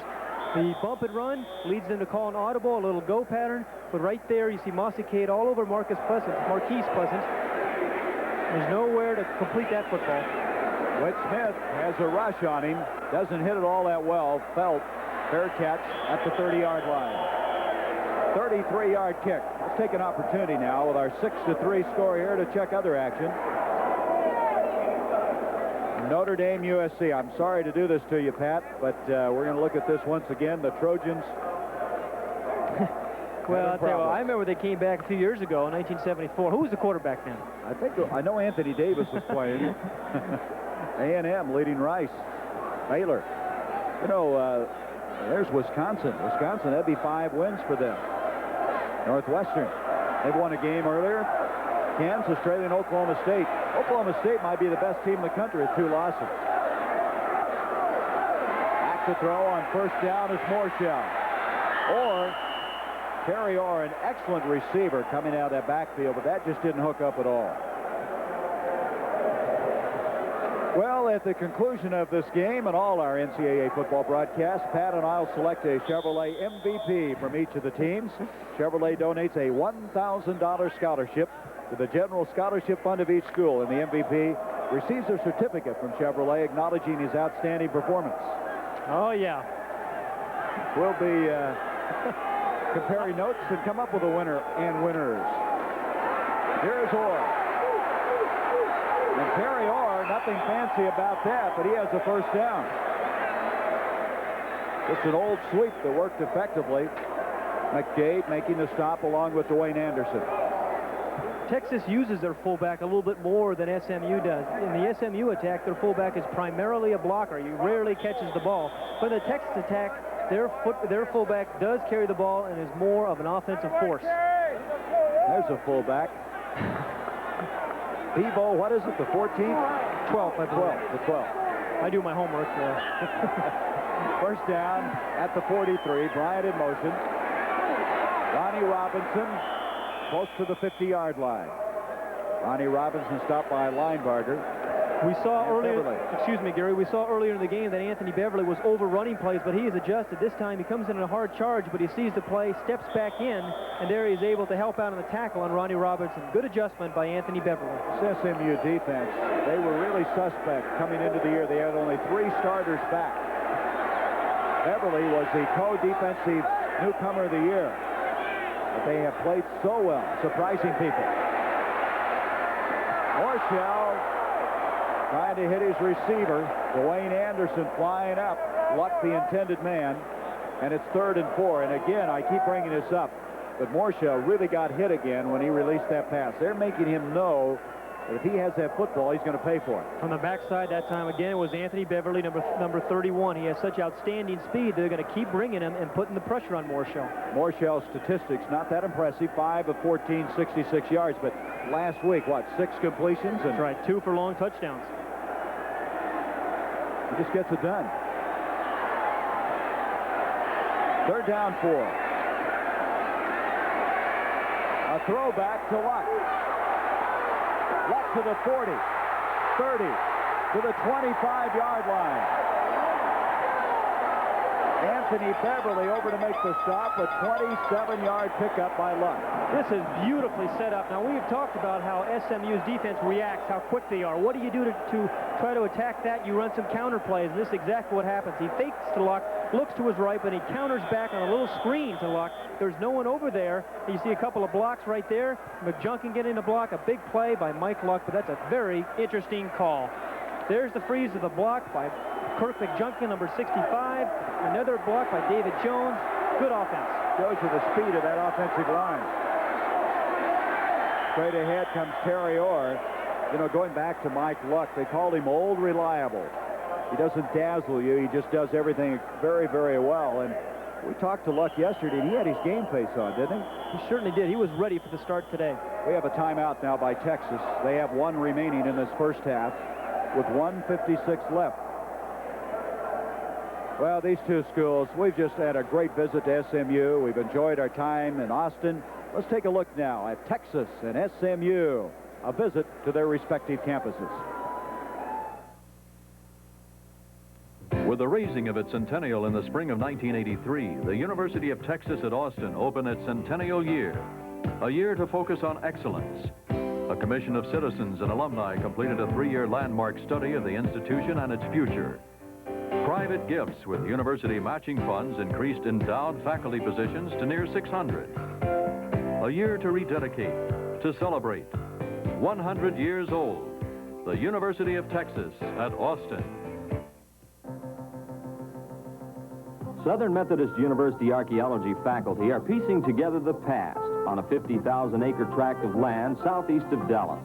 Along with their picks and shovels, they often carry microcomputers to record statistical field data.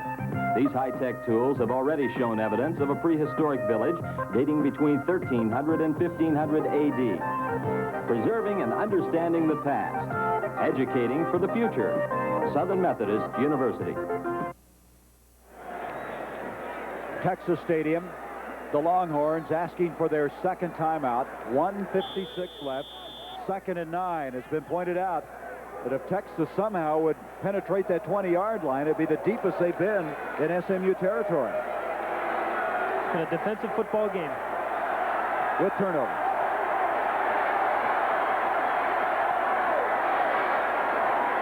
Marshall pitches to Duhan. That is going to be almost, no, it is not intercepted. Carter had a shot at it. Michael Carter taped hands and all.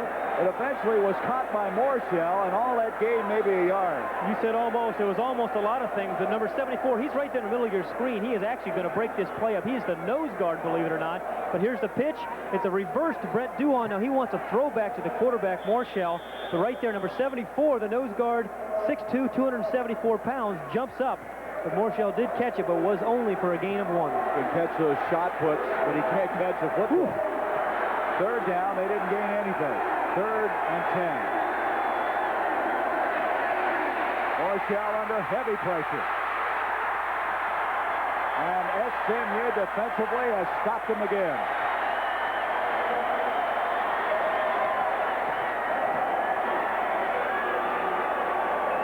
Number 98, Pat, has really played himself a game. Really around the quarterback in the crucial situations.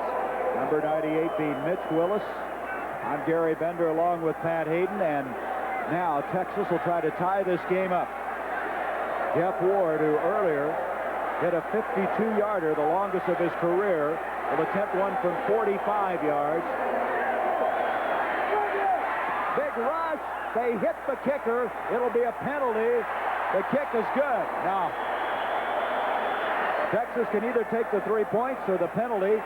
Ron Anderson and Reggie Phillips, both of them, crashed into Jeff Ward, and I mean, they went in him. And he's getting up slowly, as you can see there on your screen. The trainers are there to see if he's okay. It's one of the things, this SMU team is so fired up right now and so aggressive that you're going to face some penalties like that. So do you take the 3 points off the board and continue on? A classic coach's decision. Jeff Ward's all right, but he had both men on top of him, and now Akers wants to refuse it, I believe, and take the 3 points. Well, that's what they say in the coaching book you're supposed to do. You never take 3 points off the board, and that's what Fred Akers is doing. And I don't know that he got that point across yet. Let's look at this again. Here's Jeff Ward, the sidewinder, number 23. The ball is off. There's number 22, Ron Anderson, hitting him late. Personal foul. Defense declined. 3 points. Uh-oh. So we're tied up.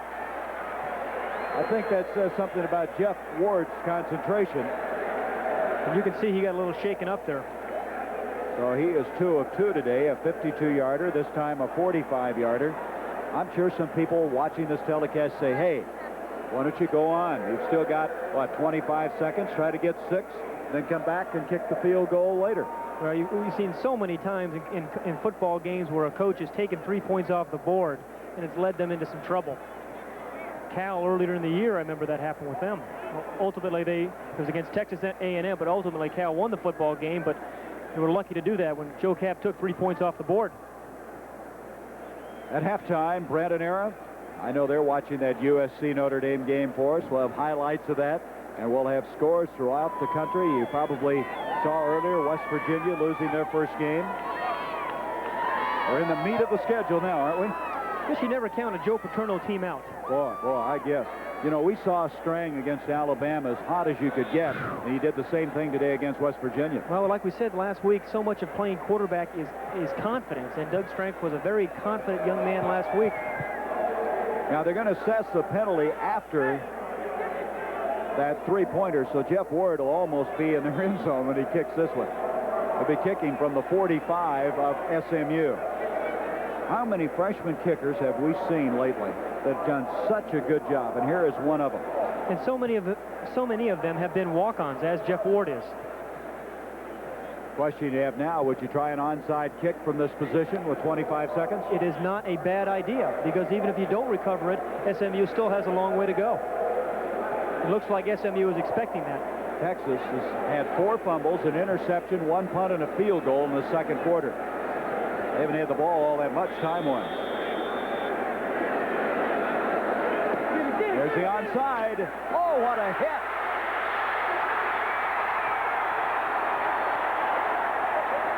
Whew. That was a hit. That was the tight end, number 82, Glenn Hubbard, who tried to field the ball, and he was abruptly stopped. And Texas has recovered. Remember, the ball has to go 10 yards, but if it is touched by the opposing team, as you're going to see right here, as Hubbard comes up and tries to field the ball, and he is met right there by a host of Texas defenders. It bounces off his hands, and there Texas recovers and will have the ball on the 47. I know we've seen a lot of games with some hitting, but this may be right up amongst the top of the field. They are really hitting people out there this afternoon. There's an example of it. First down now with 22 seconds.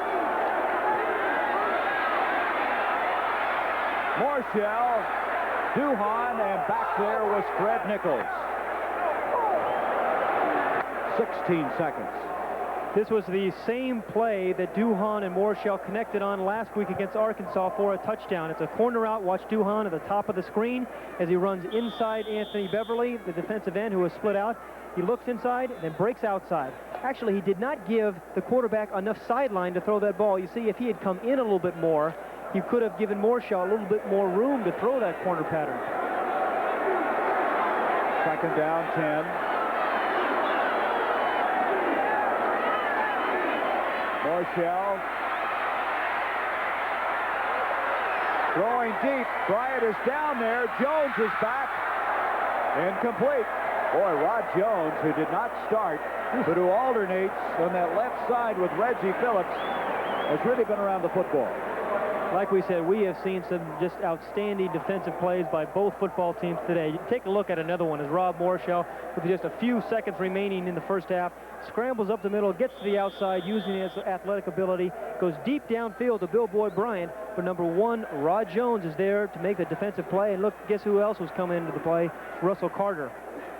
Another look from the end zone. The ball is up for the grabs. Now, Bill Boyd Bryant is 5'10", and Rod Jones is 5'10" as well. They both jump up, but Rod Jones knocks it away. Jones again, an All-American performer on the SMU track team. On third down, drop.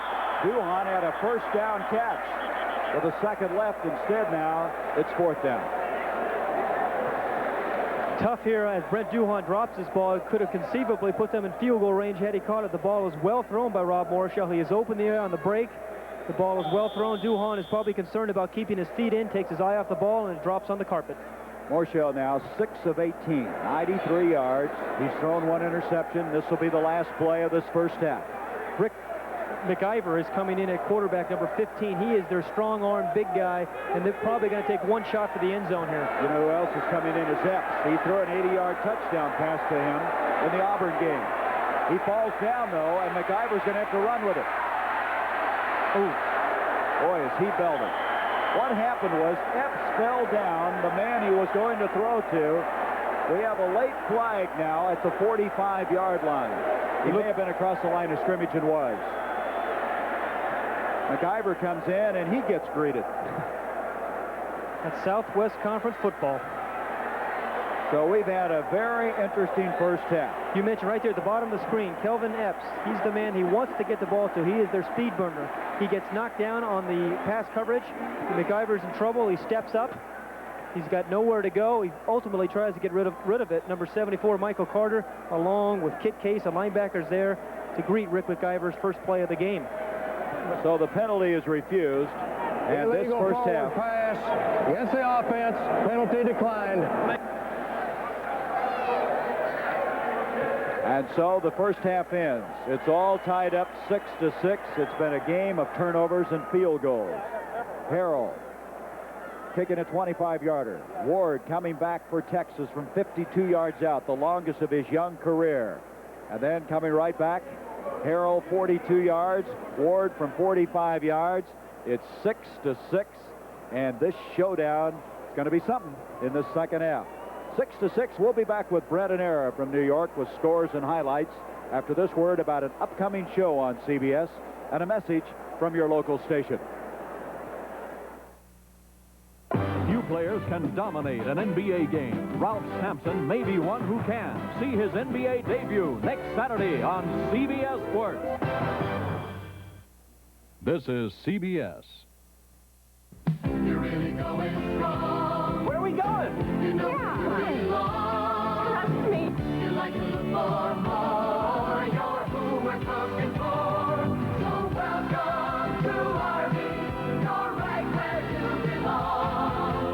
Welcome to RV. If you love lean roast beef and tender, juicy chicken, You're right where you belong.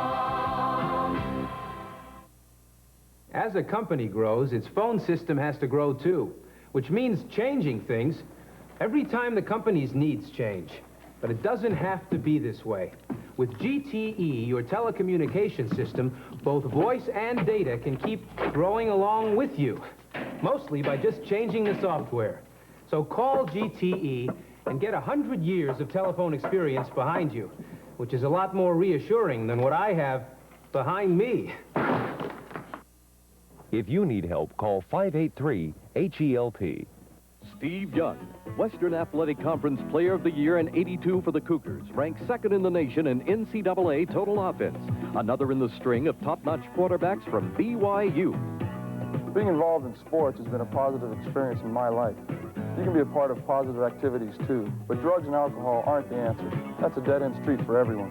Get involved in positive activities. Get high on sports, not drugs. The preceding message provided by the NCAA.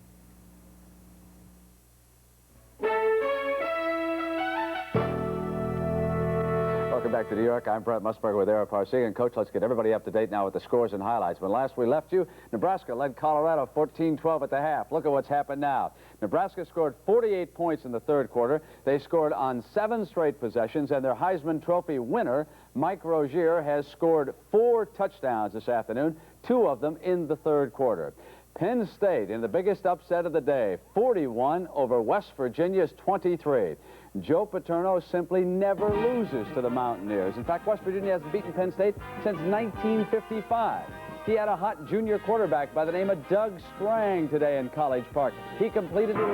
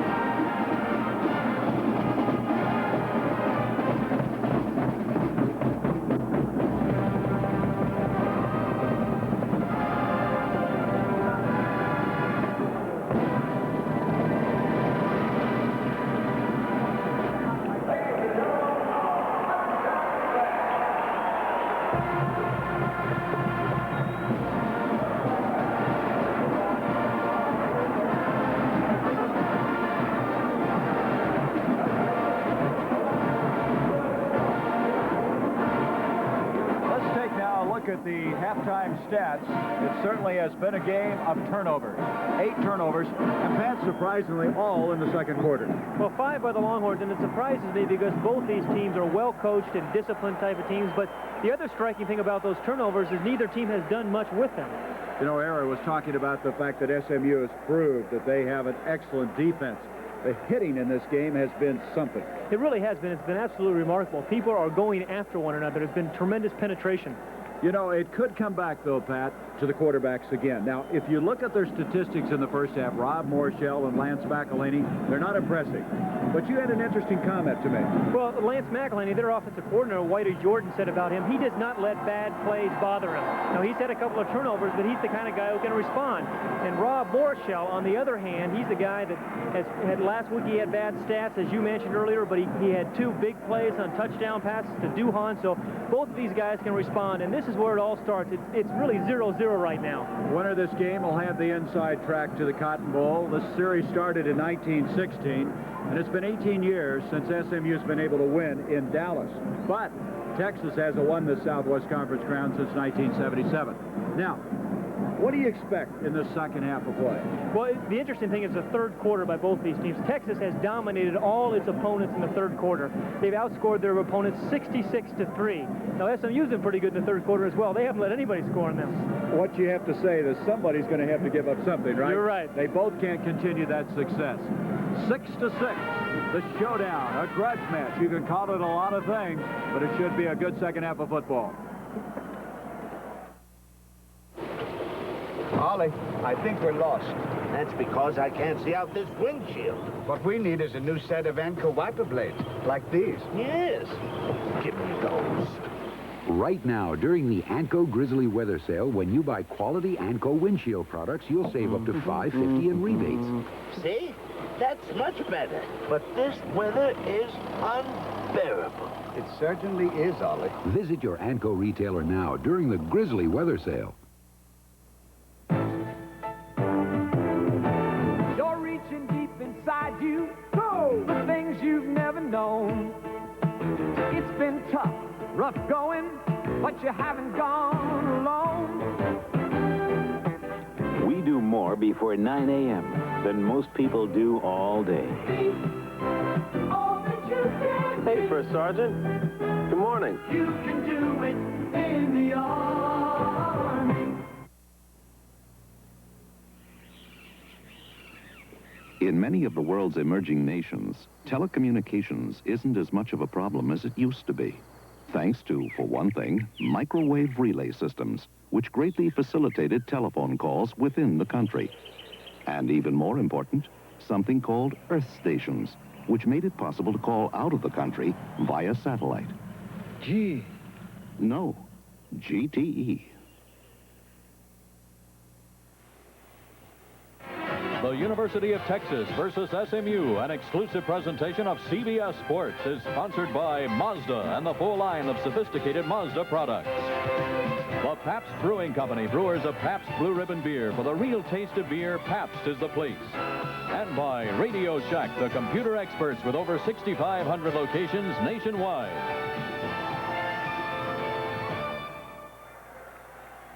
An aerial view of Texas Stadium. 65,000 on hand, and they're getting back and ready and primed for what could be quite a second half. And Texas, at halftime, created a snowstorm on the SMU fans. It is not snowing here in Dallas. Harrell kicking off. Epps will bring it out for the Longhorns. And excellent job out to the 22-yard line. All right, let's set now offensively some of the keys for the Texas Longhorns. Rob Morshell, he is 6 of 17 for 93 yards with 1 interception. Doug Dawson, we saw him open some holes. McJunkin has been out on some screen passes, too. There is Kirk McJunkin, led the way for some big gains. And Duhan, he's had 2 catches for 23 yards. I think McJunkin has been a bigger factor in this first half, maybe than everyone expected him to be. You're right. He is overshadowed by Dawson, but he's played very well. All right, first down, the ball at the 22-yard line. 6-6 our score. Mike Luck, Terry Orr in the backfield. Rob Morshell has Bryant and Duhan split out.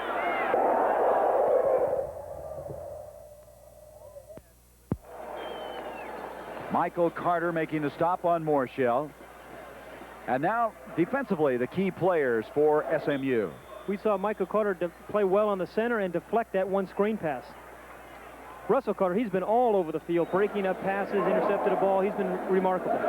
And Anthony Beverly, he's been a big factor, too, chasing people from the backside, been in Morshell's face all day. Brings up 2nd down and 5. The ball at the 26-yard line. Morshell giving off to Luck, and Luck is going to be short of the first down, out to the 31-yard line. Larry Cox, a former Oklahoma player out of Richardson, Texas, and Doug Holly combining on the tackle. Line of scrimmage at the 31.5. 3rd down and still a yard to go. Mitchell and Jenkins, 2 tight ends now coming into the ball game on this short yardage play. We're having some difficulties with our audio, and we apologize. We'll try as soon as possible to alleviate that problem. Looks like Texas is having a little difficulty with their audio as well. Doug Dawson looked to me like he fired. Let's see what happened. Illegal procedure against the Longhorns.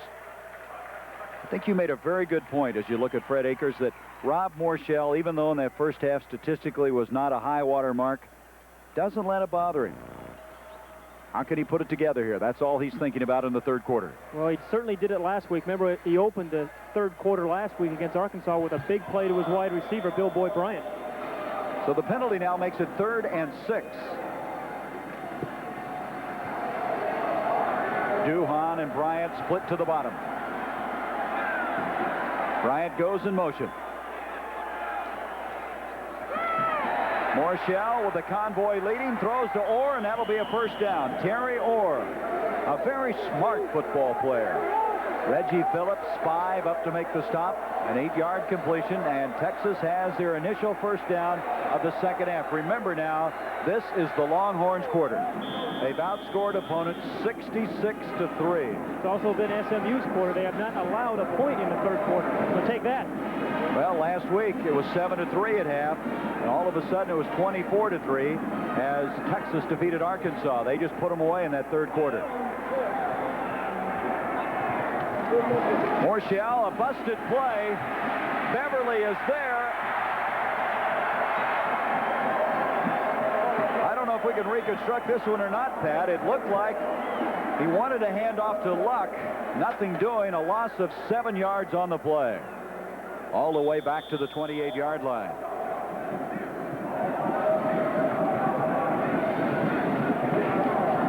There's what we were talking about, 66-3. We talked about the competitiveness of both these quarterbacks and how we expect both of them to respond here in the 2nd half. Loss of 7, back to the 28-yard line. Morshell to Luck. Luck gets some of it back to the 33-yard line. Michael Carter again. Carter calling his name a lot, along with Mitch Willis on the tackle. Take another look at the nose tackle, Michael Carter. You just mentioned him. It's he against David Jones. It's pretty much a standoff until Michael Carter falls off the block and puts a stop on Luck. Perhaps round 2 goes to Michael Carter. Carter, they were concerned he might protect himself so he'd be ready for the Olympics, but he's played harder this year and at any time. 3rd and 12. Intercepted by Russell Carter. Pat, he is just absolutely sensational. That will be for him his 6th interception of the year. The 17th of his career. He is absolutely like a center fielder in the true sense of the word. He roams around back there. And that's, again, the reason they put him in the center field position at free safety. He read this play out. He's right there in the middle of your screen, number 29. He's watching Rob Morshell's eyes. It's supposed to be a little pass over the middle. But Russell Carter, number 29, is there to make yet another interception. And another turnover, 6 against Texas. Line of scrimmage, the 35, first down. Morris in motion. Give to Depard, and Depard for 2. John Haynes playing with a deep thigh bruise, the defensive tackle, making the stop for the Longhorns.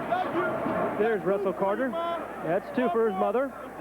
He's out of Ardmore, Pennsylvania. He was an outstanding running back, and that again shows what you were talking about. Excellent offensive player. They moved him to the defense. And, you know, conversely, as Penn State moved their outstanding All-American free safety to corner, Mark Robinson, they did just the reverse here at SMU, put Russell Carter at the free safety position to be more a part of the action. 2nd down and 8. McElhaney pitching back to Depard. And Depard will make it to the 27. Craig Curry, the strong safety, up to make the tackle. Neither team has been able to establish much rhythm offensively, but again, this is what SMU wants to do, is come down and option the football right off there, off the linebacker Lang, number 53. He pitches the ball to Reggie Depard, who follows a couple of blockers for a gain. 3rd down and 3. Morris will go out of the ball game. 2 tight ends are in, Revis and Bolden. Power eye backfield. McElhaney options, and he did not get the first down. He needed to get inside the 25, and he's short of the 25. DeGrate and Ed Williams making the tackle for the Longhorns. Bobby Collins is going to have to make up his mind here on 4th and 1. Looks like he's already made it. He's sending his kicker out. And so Harrell, who's kicked 2 field goals. With that play, Pat, SMU has not converted any 3rd downs in this game. They're 0 for 7. We saw Texas do that against Oklahoma as well. So Harrell. Oklahoma only converted 1 out of 13 against Texas. So it continues to be a battle of field goals. Harrell will attempt a 42-yarder, and it's not going to make it. The first miss of the day. That snap was mishandled by the holder, number 2, Don King. And it threw Harrell off a little bit. So Texas will inherit the football at the 26-yard line. 6-6 our score. Experience Mazda. You might expect the Mazda GLC to be an exceptional economy car. Its interior is one of the roomiest in its class. Standard features include 5-speed overdrive, split fold-down rear seats, even radial tires. You might also expect the front-wheel drive GLC to offer good value. But you might not expect performance like this. The more you look, the more you like. The Mazda Experience. This is a TRS-80 Model 4 family. We bought Radio Shack's TRS-80 Model 4 and saved $200. It has a huge library of educational programs. And lots of games. I do my personal and household budgeting on it. You can't believe the money we're saving. I'm even teaching myself to program. And the Model 4 is expandable at Radio Shack's low prices. Best of all, it's on sale now. The TRS-80 Model 4, now only $7.99, only at Radio Shack. Tuesday on the Mississippi, Emmy Award winner Tyne Daly guest stars as Ben is caught in a deadly cover-up. Look at me. I've got to know what happened. Tuesday.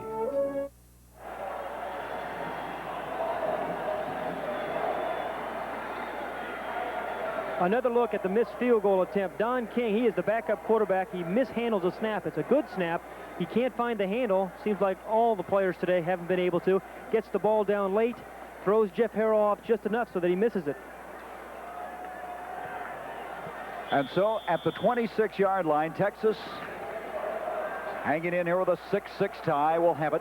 Duhan and Bill Boy Bryant split out. The last time they had the ball, Carter intercepted. Morshell.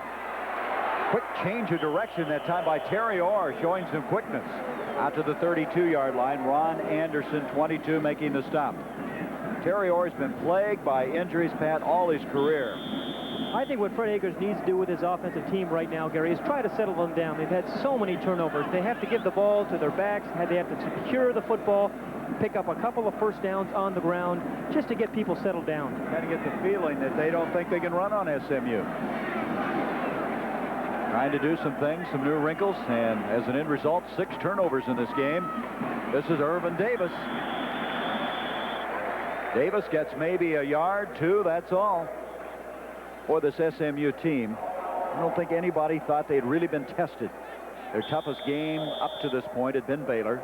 They played the Gramblings, Texas Arlington, and now they have proved that their defense is going to be an excellent defense. Well, they only give up 68 yards on the ground today, so they are pretty tough up front. 3rd down, 2 yards to go.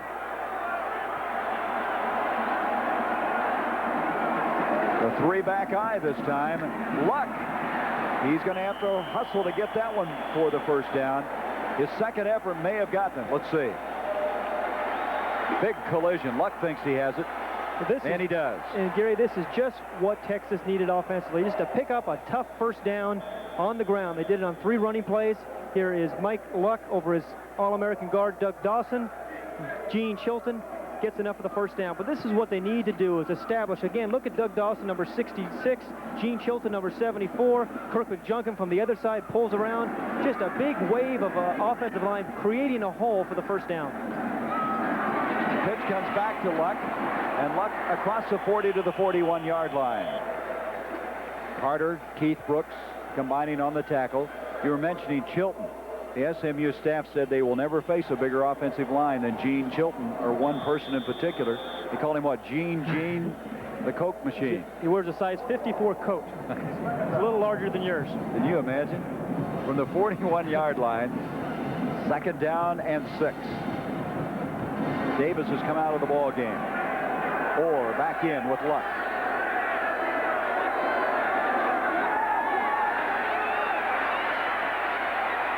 Flag on the play. Morshell ad-libbing to the 45-yard line. He's short of the first down by 2. Doug Holly giving chase back there. Going to have holding against Texas. They've contained anything that Morshell's tried to do. Sprint out, cut back, showing again the good positioning defensively by this Mustang team. Well, you mentioned they have tremendous speed on defense. Like Texas defense is probably a little bit more physical, a tough 4-3 defense, like we said. SMU's defense probably has a little bit better speed. They want their linebackers to be able to pursue. Whereas, again, Texas linebackers are big guys. Lighting's about 240 pounds. Want guys who can anchor the middle there. Did you see that? Washington and Oregon tied for first. What happened to the USCs and the UCLAs and some of those teams through the year? Oregon's undefeated in the Pac-10. They're playing well. Offense. Still 2nd down. Lavelle Edwards. Boy, are they throwing the ball out of BYU. Steve Young, he's been amazing. They're averaging over 600 yards in total offense. After the penalty, it'll be 2nd and 19 for Texas. 7 minutes left in the 3rd quarter, which has been the Longhorns' quarter all season long. Bryant comes in motion. Morshell, and that's overthrown. Good defensive work. Both Anderson and Carter were back. Bobby Mitchell, the tight end, the intended receiver. Now it's 3rd and 19. Anytime the ball's been in the air, number 29, Russell Carter, has been there. Michigan remaining unbeaten in Big Ten play. Their only loss against Washington. And Illinois getting ready for that showdown in Champaign.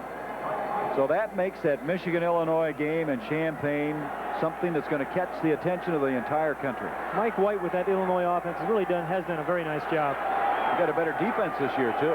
3rd and 19, the pressure.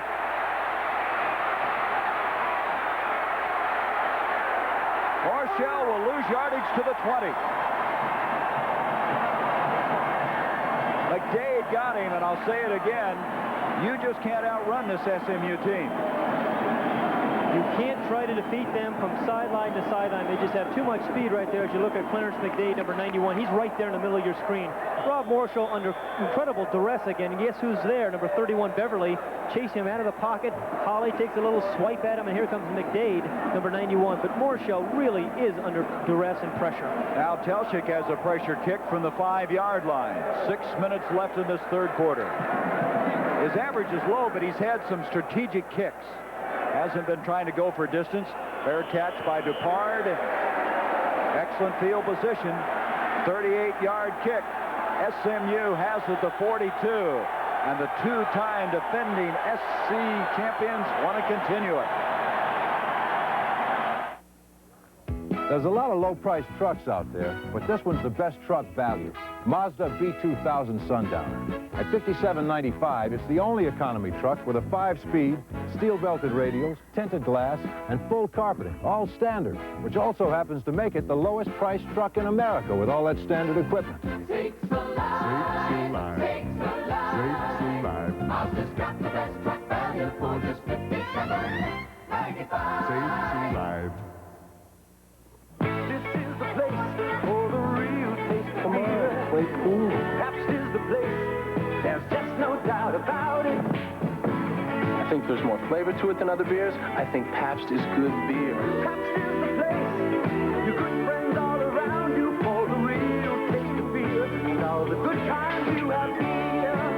know it's always going to taste good. That's what counts. For the real taste of beer, Pabst is the place.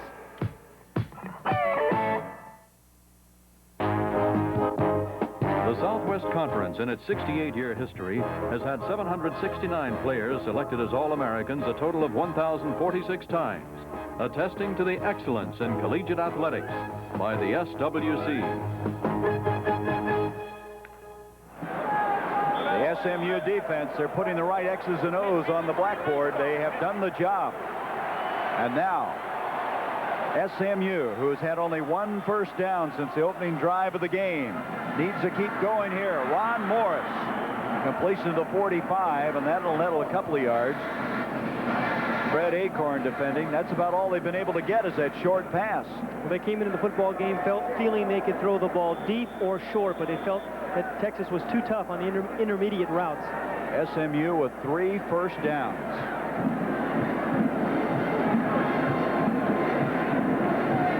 5:30 to go, third quarter. Bobby Leach is in now. He's split out along with Morris. 2nd and 7.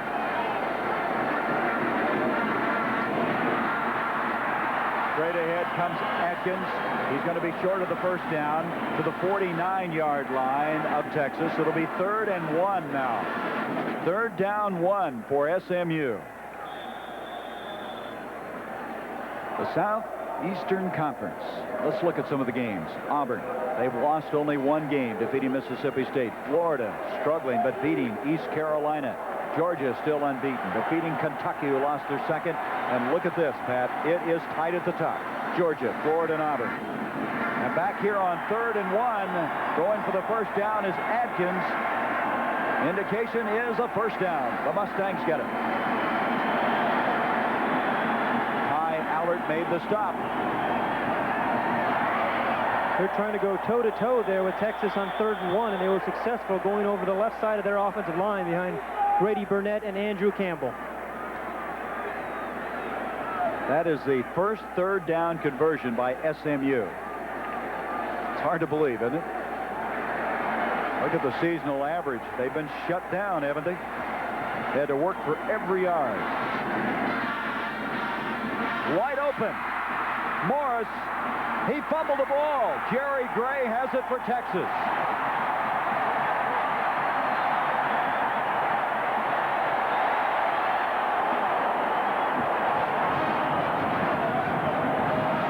Turnover against the Mustangs. All of them fumbles. But you really can't blame Ron Morris too much for that. He is going to get pops here as you watch Lance McElhaney find him. He is wide open. They respect his speed. He catches the ball there. Now he's going to get a hit right there.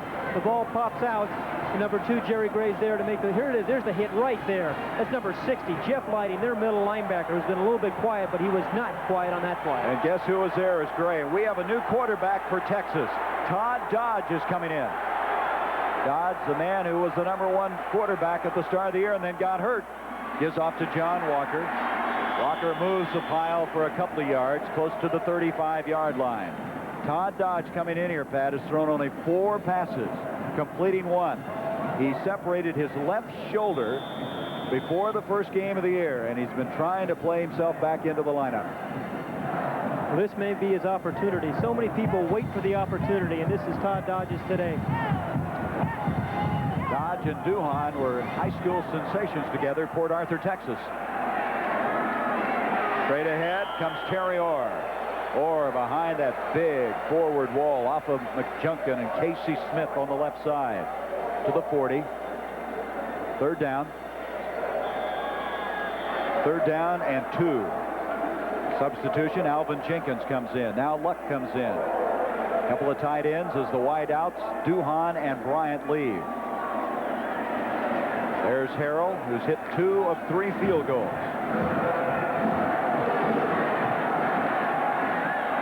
3rd down 2 from the 40. Luck with an escort. It's going to be close. They're going to have to measure.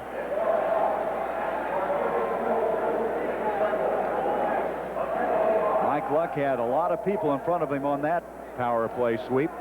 although Texas has had more success, Gary, when they tried to run right at them. They're a little bit bigger and perhaps more physical. We keep mentioning that SMU really has the speed to run from boundary to boundary.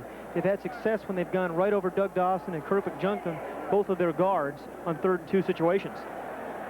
And the indication is first down, Texas.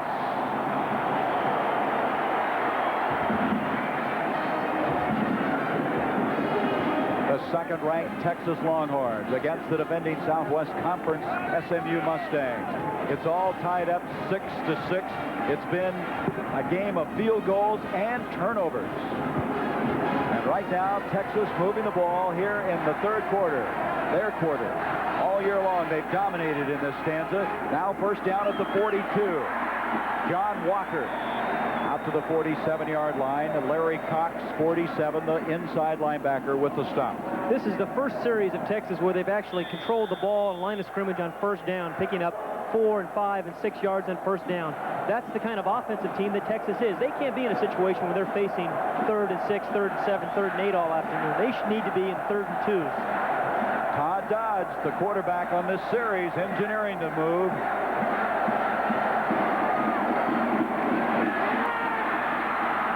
Fine run that time by Walker. Russell Carter made the stop. First down, Texas. And this is the most impressive drive by this Texas team. Walker now with 86 yards on the day. Here we're going to take a look at the linebackers from SMU, Ben Wise and Larry Cox. Cox is number 47, Wise 41. They're going to fill in the holes. We said they had good speed, but the power of this Texas team opened the hole for John Walker that time. Adam Schreiber, the guard, came out and really put a nice block on for Walker. Their defensive coordinator, Bill Clay, says the guys up front have got to keep the blockers off of those 2 linebackers. Here is Walker. John Walker just inside the 40 to the 39-yard line. And John Walker had a high of 178 yards in one game, and he's approaching his second 100-yard day of his career. And even more importantly for Texas, again, 4 yards on first down.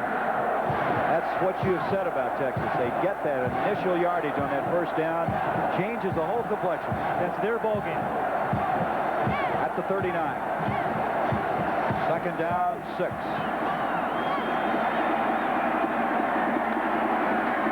Dodge to Walker again, and he barrels forward for another first down. Good leg drive that time. Ben Wise, Russell Carter on the stop. And this Texas team relentlessly moving the football. And isn't it interesting how sometimes a change of quarterbacks will come in and pick a team up? As we watch number 74, Michael Carter, the nose guard, be controlled there by David Jones. That one goes to David Jones, the center. I stand corrected. They did not get the first down. It's third down, less than a yard. Irvin Davis comes in for the short yardage call. Walker, and he's tripped up in the backfield. Did he get it? Dwayne Anderson, 26, was there, blitzing. Michael Carter, Mitch Willis. You're right. There's a picture of Dwayne Anderson. He's been penetrating all day long. It is fourth down. They didn't make anything. There was nowhere to go. When you get that penetration up in the front of the line of scrimmage, it's very difficult for those tailbacks to pick away and find a hole. This is a big play.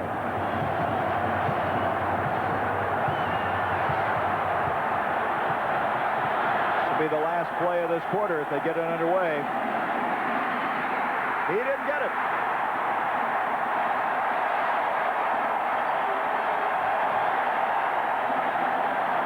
Reggie Phillips led the way defensively.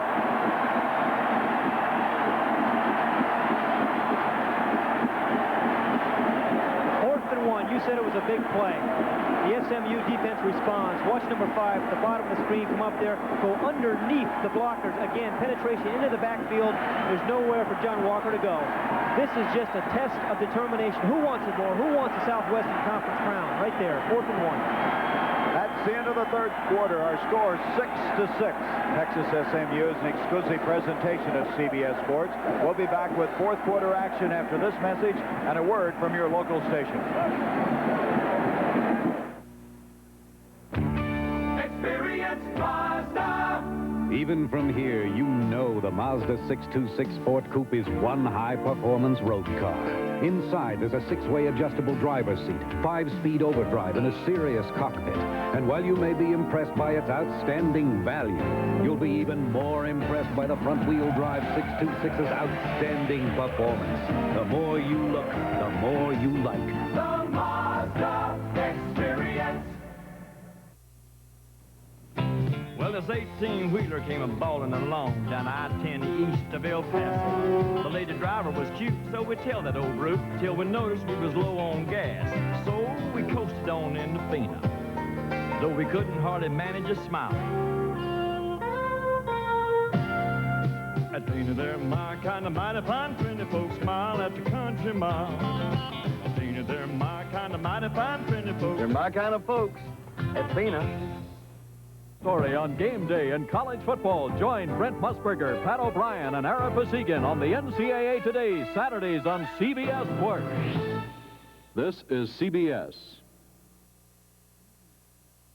Like all actors, I have an agent. Sign that. And a business manager. Pay that. And a secretary. Don't lose that. Luckily, Canon's come up with personal cartridge copiers. You know the entire copying process is in here, so maintenance is as simple as this. And copies come in black, brown, or blue on plain paper. Finally, Canon PC-10 or PC-20 for the most important person in my life, me. BMI Systems, Oklahoma City, Tulsa, Shawnee, Norman, and Bartlesville. If a restaurant charges you extra just because you paid with a credit card, you'd probably never go there again. But that's what some gas stations are trying to get away with. Look, they say their cash island costs less. That means their credit card island costs more. Getty doesn't go in for that kind of fancy footwork. Cash, Visa, or MasterCard, it's the same low price. You don't pay a penny more to charge. We give you more credit than that. At Getty, the proof is at the pump. First in Tulsa, KOTV Channel 6. The SMU fans applauding the fact that the Mustangs have held that record of not being scored upon in the third quarter. They did not allow a touchdown. Now they've got to get their offense rolling. They have it at the 35-yard line as we start the fourth quarter. McElhaney intended for Morris. Ron Morris defending was Jerry Gray. SMU, Pat, has only 57 yards since the first quarter, so it's been the SMU defense that's kept them in this one. McElhaney needs to get the hot hand. It'll be second down, 10. And conversely, Texas' defense needs to come up with yet another turnover to give their offense an opportunity. Lance McElhaney had thrown 7 touchdown passes in the first 5 games.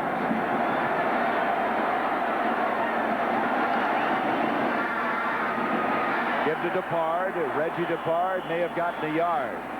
So a third down coming up now. The Mustangs coming into this ball game were at a school record pace offensively. But when you run into the top-ranked defense in the country, somebody's going to have to stop something, and it's been Texas doing it. Here's the difference between last year's SMU team. On 3rd and 9, they could give the ball to Dickerson or James and count on them still being able to pick up 9 yards running the football. They have not been able to do that today. 3rd and 9, they have 5 defensive backs in. Marshall, that's Bolden, the tight end. Williams and Holly put good pressure on for the defensive end spots. Well, that was exactly it. The reason this pass was not completed was because of the pressure. But watch Ricky Bolden, the tight end, one-on-one against Craig Curry, the strong safety. Now, he's open, but you can't see Lance McElhaney. He was under tremendous duress from the defensive front. Whit Smith the kick. Left footer gets it very high, not exceptionally deep. Belt at the 31 with a fair catch. And Texas now, after a 33-yard punt, has it at their own 31-yard line. We're all even, 6-all.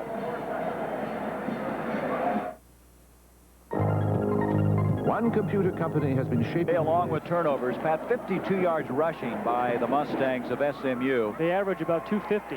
And on the other hand, Texas has held teams to 94, so that's about right on for them. Just what we expected. From the 31, Texas has the ball. John Walker, and is he hit? Oh, Dwayne Anderson, the other part of that safety tandem back there. We talked about Russell Carter. What about Dwayne Anderson and Pat? It may come down to the kickers. Well, they've kicked very well today. We're marching toward that point as we look at Jeff Ward, the Texas kicker. He's been a clutch kicker all year long. And he kicked his longest 52-yarders. Jeff Harrell was 2 of 3. The last one, he had a bad hold on it. Todd Dodge still the quarterback. We're going to lose yardage on this play. Walker smothered by Doug Holly, 60. And they're going in reverse order here. It's now 3rd and 15. Taking a look there at Doug Holly, number 60. Again, he is penetrating. He is back in the Texas backfield. As soon as that offensive guard pulls, Doug Holly fills the hole and follows the offensive guard. He's in the backfield, causing trouble, disrupting rhythm. Doug Holly out of the Detroit, Michigan area. 3rd and 15. Bill Boy Bryant in motion. Dodge wanting to throw. Going deep. Mitchell wide open. And Pat, that's the problem when you got a new quarterback coming in, trying to get everything hooked up. He had everything set up for him, but overthrew him. And you see the disappointment there on Bobby Mitchell's face.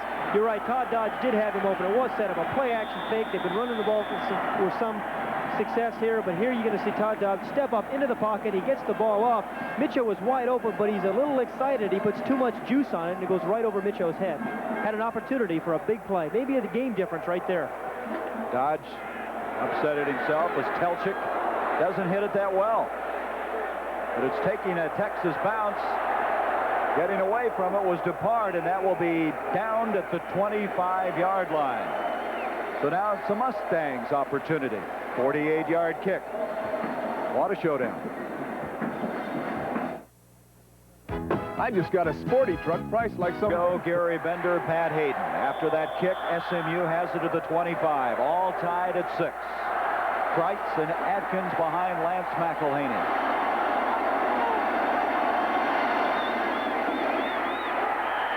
Give to Adkins.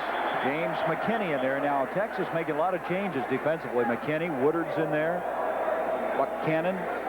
Let's look at the top 10 and see what happened today. Nebraska, that's 69. They've had a lot of 60 scores this year. Penn State, the big upset. Auburn continuing with only 1 loss. Florida over East Carolina. The Gators are growling. And how about the Bulldogs, them dogs? How about them dogs? That was a big one. Michigan with no time left, winning on a field goal. McElhaney trying to hit Morris. He didn't see the ball. Cade defending. He thought he was shoved, I believe. Morris felt that Cade had interfered with him, and McElhaney pleading his cause. Still doing it, but to no avail.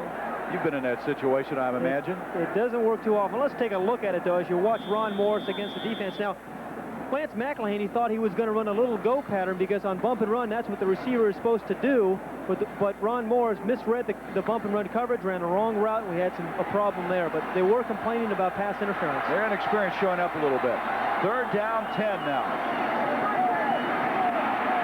McElhaney to Morris. He and Cade running down the field. A little collision, no flag, and it's 4th down. Ossie Cade has met the challenge back there all afternoon long. The reason they think he may be the best in the country. Little high five. You got up there with Tony Edwards. The high fives. Maybe that's why they wear those gloves. All the high fives they're doing. Whit Smith. Another pressure kick for him. Oh, it's almost blocked. Catch is called for by Texas. They have it at the 38 after a 37-yard kick. So a field position situation. Texas getting the better of it on this last exchange. Difficult it's been for Texas. 2 field goals, 3 punts, 4 fumbles, 2 interceptions, and they went on 4th down and didn't get it once.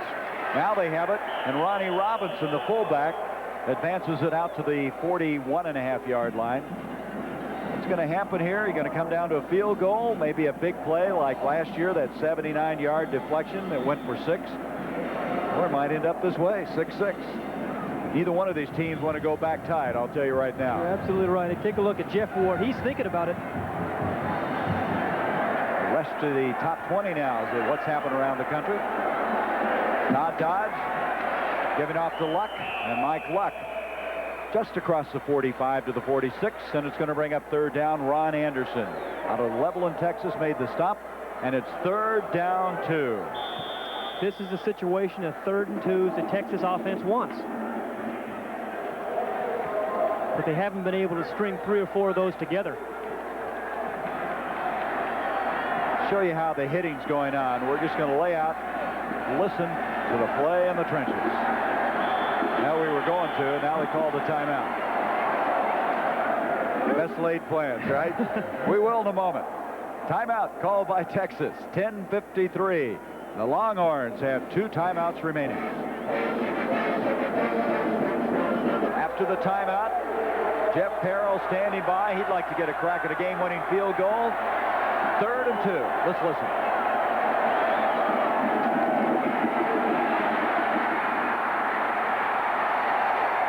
And Irvin Davis got outside for the first down. He is excited. Let's take a look at Irvin Davis. 3rd and 2. This is a situation, as we've mentioned, that Texas likes. He's going to follow Doug Dawson, number 66, who puts on a nice block. But then he bounces it outside, breaks a couple tackles. He knows where the first down marker is. He knows that the Southwest Conference Championship is on the line.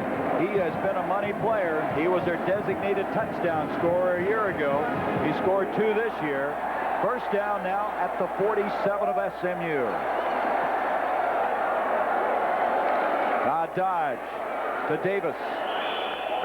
Davis with Holly on top of him. 10 minutes, 41 seconds left. Now, as far as field goals are concerned, Ward has kicked one of 52, one of 45 yards. With 10 minutes left in the game, right now, in my mind, it's up to the offensive line of Texas. 2nd and 5.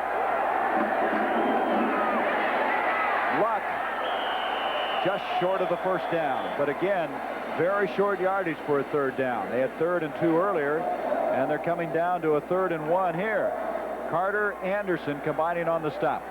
I believe this is only the first time in the ball game where they've had 2 successive situations where they've been 3rd and 1, 3rd and 2. Fred Akers.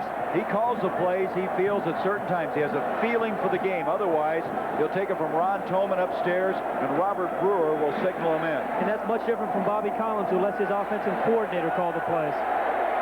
3rd down, it's going to make it 2. A long one, anyway. Here is Luck. He's got it. Luck to the 28-yard line, and this may be a drive for a national championship, and most assuredly a Southwest Conference championship.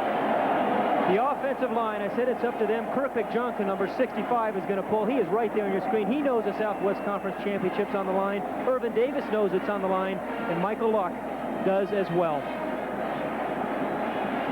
Line of scrimmage, the 28-yard line.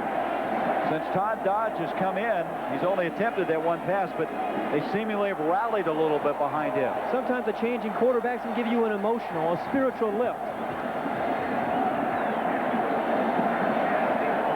SMU, going clear back to the Arkansas game, has not given up a touchdown on the ground. That's 8 games ago. And they kept their string alive of not being scored on in the 3rd quarter. 2 gritty, hard-nosed teams. Bobby Collins, this is his 2nd time around in this series. There'll be a lot more gray on that hair later on, huh? You know, I was struck with talking with both coaches. Bobby Collins, the word most out of his mouth seemed to be pride. The word out of Fred Akers' mouth seems to be competitor. Or being positive. He's really into employing that positive theory. There's Robert Brewer right behind Fred Akers. He was a quarterback last year. Saw him before the game. He says, the whole state's going to be watching you today. He was excited. Here is Davis with a 25, maybe inside. Interesting, on 1st down, Texas has gone into a goal line offense with 2 tight ends and a wing back. Perhaps they're setting that up, the 4-down zone here where they can run the football. They're going to play mash football with SMU right here. Jerry Ball, just a freshman, the nose guard on the tackle. Kit Case helping at the 25, 2nd down, 7. California leading UCLA out west. 2 tight ends in again. Davis again. Davis, a workhorse on this drive, moving the ball to the 22. Mitch Willis, 98, made the stop. Wonder what's going through Jeff Ward's mind right now. Well, with a 3rd and 4, if they don't get it here, he's going to come on to kick a field goal. A lot of pressure for a freshman.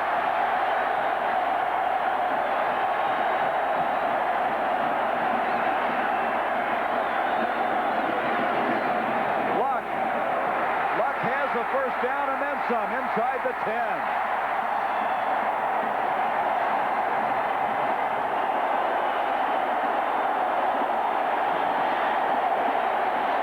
The offensive line takes it into their own hands again. Again, Kerfick Junkin.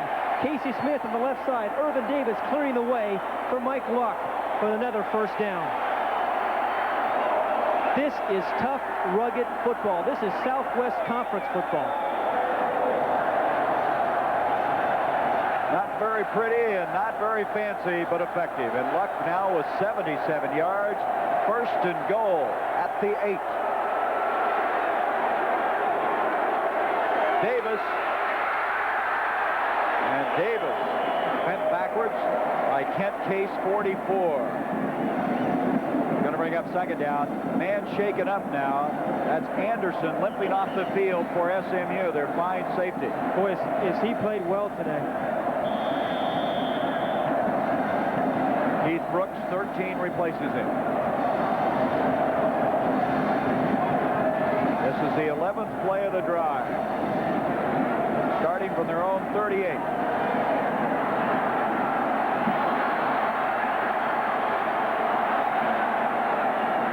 2nd and goal from the 7.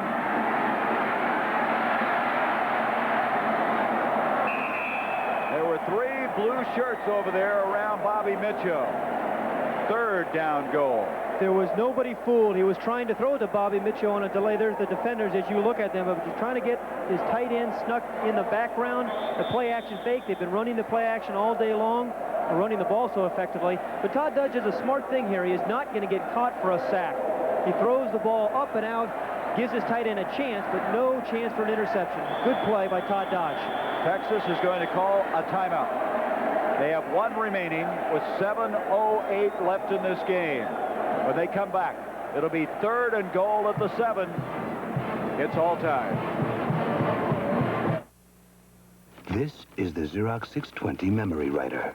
Since it came out, the people who make the Selectric have brought out a new improved electronic Model 85. But it can't print as fast as the 620. It can't be upgraded to add more memory. And it has no display to make revisions and correct mistakes before they get on paper, like the Xerox 620 does. That's why more and more selective typists select the 620 memory writer from Xerox. This is the wrong time to find out you don't have the right insurance. That's why it's a good idea to see an independent insurance agent before you buy your policy. Your independent agent can give you expert advice on how to choose the right coverage at the right price. And they're offering this free booklet that makes choosing the right insurance a little easier. Get it before you need it. Look in the yellow pages for your independent insurance agent, the more than one company agent. The Texas Longhorns have a 3rd and goal at the 7th. The Southwest Conference title quite possibly on the line. A trip to the Cotton Bowl and a chance to still become the 1983 national champions. Fred Akers had asked for the timeout. Bobby Collins reasserted his defensive team. If they don't get it here, Jeff Ward, a freshman, will be called on to kick a field goal.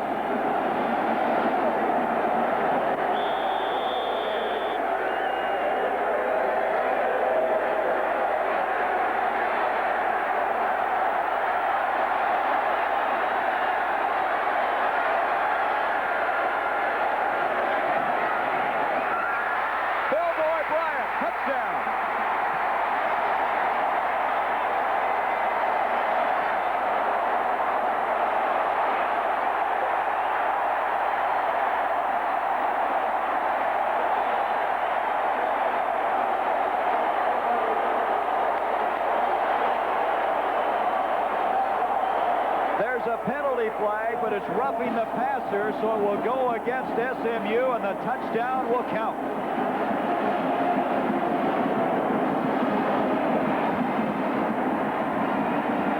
Roughing the passer against the defense. Score counts. Penalty on the kickoff.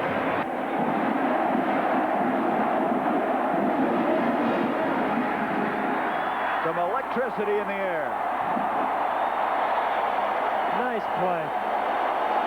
And Todd Dodge, who had completed only one pass prior to this game, threw a big one there. The Texas quarterbacks continue to do that. They may not beat you statistically, but they'll come up with a big play.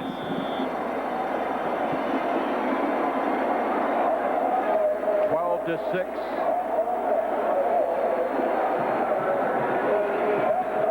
Jeff Ward probably relieved that he didn't have to kick that field goal. Now to try the point after. And the Longhorns now lead at 13-6. What an impressive drive. 62 yards, 12 plays. Let's look at the touchdown. 3rd and goal on the 7. SMU decides to come with a blitz.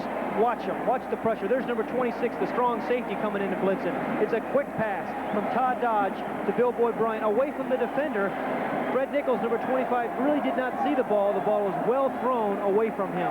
But a very good drive. The key to this drive, Gary, was that Texas was in a situation they were in 3rd and 1, 3rd and 2 for 2 or 3 times in succession. That was the first time all afternoon they had done that. That is their game. And they just towed it up and went after him.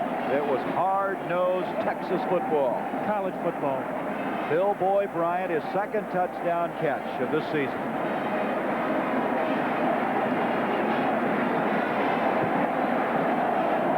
So now SMU has 6 minutes and 59 seconds left. That high five may be symbolic of the drive to the national championship. Personal challenge by everybody met in that offensive line. It was met, a personal challenge. Played beautifully. That's where that positive thinking certainly came into play. That's what Fred Akers espouses. Now the penalty, roughing the passer, being assessed after this. So kicking off from the 45 of SMU will be Jeff Ward. And SMU again is looking for an onside kick.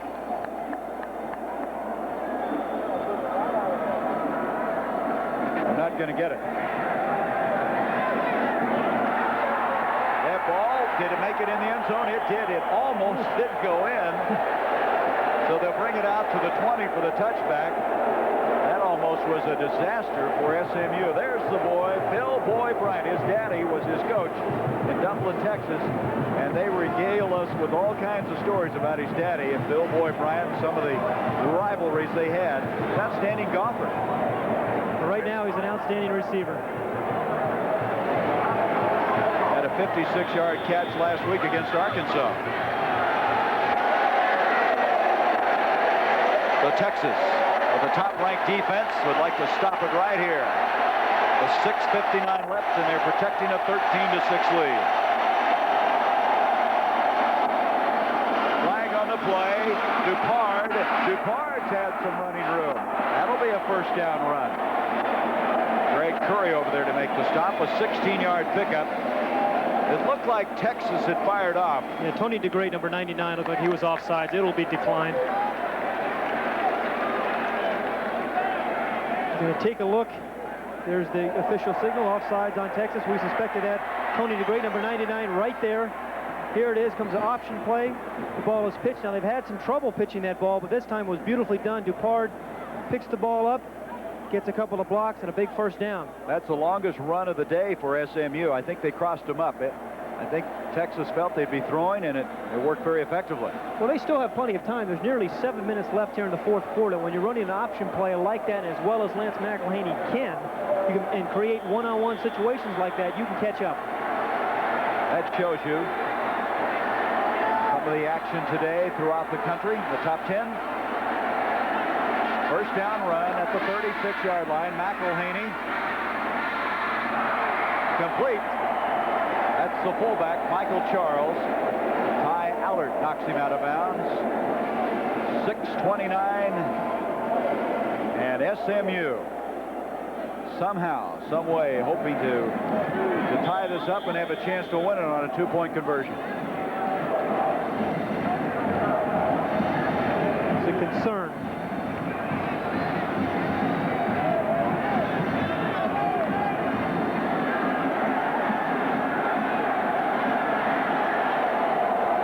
Second down and 8. Play action by McElhaney. Complete. That's Morris. All of a sudden, the SMU offense is rolling. 17-yard pickup to the 45 of Texas. Don't ever underestimate Lance McElhaney. And here's the young freshman receiver, Ron Morris. Again, you have to respect his speed, which they do. He is open there. They give him a little bit of a cushion. Remember, they're protecting a lead. He picks up the reception. Again, another first down by SMU.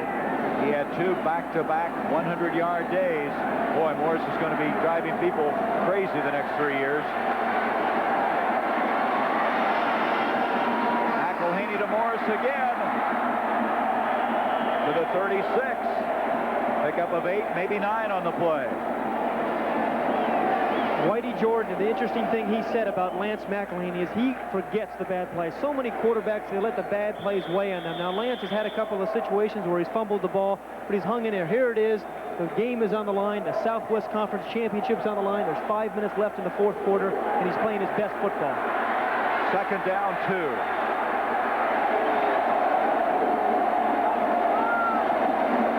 McElhaney on the option. Pitches back. Depard. First down to the 25. All of a sudden, SMU's putting it together. A 12-yard pickup. SMU is meeting the challenge as well. Once more, the option play. Lance McElhaney beautifully pitched to Reggie Dupart. A good block there by his tight end, Ricky Bolden. But it's tick for tack, and there you see SMU responding to the challenge that Texas has given them. One more look at Reggie Dupart. Breaks a tackle. Strong runner. First down at the 25. 4:40 left in the game. 13-6, Texas. Dupart again, and he takes it to the 17, and he had a possibility of even bigger yardage there for an instant. Right up the middle, where you don't normally run against the Texas defense. Allard, Jerry Gray combined on the stop. Second down, 2 yards to go. Bobby Collins. They came from behind time after time a year ago. They'd like to do it again. It's called character. These two teams have battled, and they have really come out here respecting each other. Give to Kreitz. Kreitz didn't get anything. Mark Kreitz, John Haynes, and Allard in there to make the stop for Texas. Third down. Tony DeGreat getting up. DeGreat, big, strong anchor type guy. He just anchors himself in there. 3rd and 2. Possibly SMU's last series. 2 downs to make 2 yards. 3:25 left. 3rd and 2.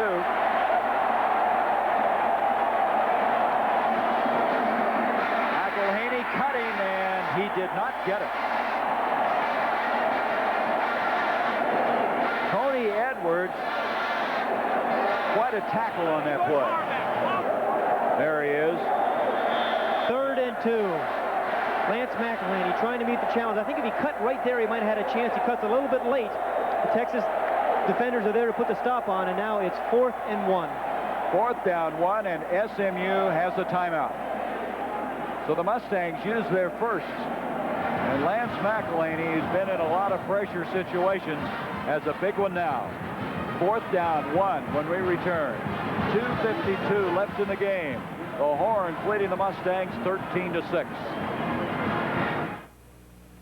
Hey, O.J., I know people go to Hertz for terrific service. But off the record, where do you go for a terrific price? Hertz. Come on, you can level with me. Arnie, Hertz prices are lower than you think. And now with their new low daily economy fares, their prices are competitive with anybody's. Anybody's? You got it, Arnie. I wish I could say the same for you, O.J. Hertz, the #1 way to rent a car. Thanks to Bick, I have the shave of John McEnroe, but I still have the serve of Elliot Kaminsky. John McEnroe and I have two things in common. Make that one thing. We both shave with Bic. And so should you, because Bic is beautiful, smooth, close, comfortable, and only 20 cents. Let's play. I'll be John McEnroe. You're not even old enough to shave. Bic can improve your game, but it can improve your face.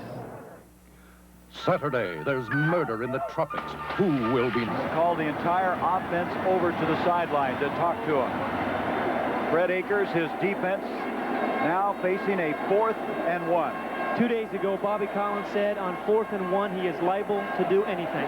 It's that kind of game. He also told us he likes to run behind Campbell, their left guard. To their left side.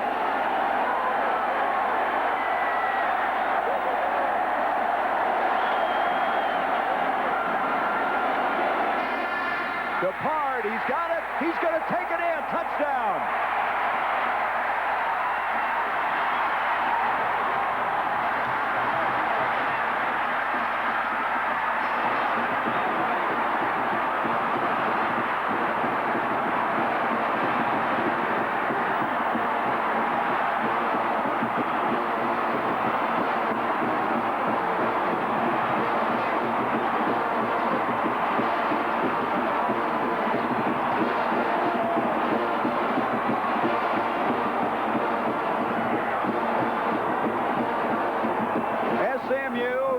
Scored, and they have called timeout.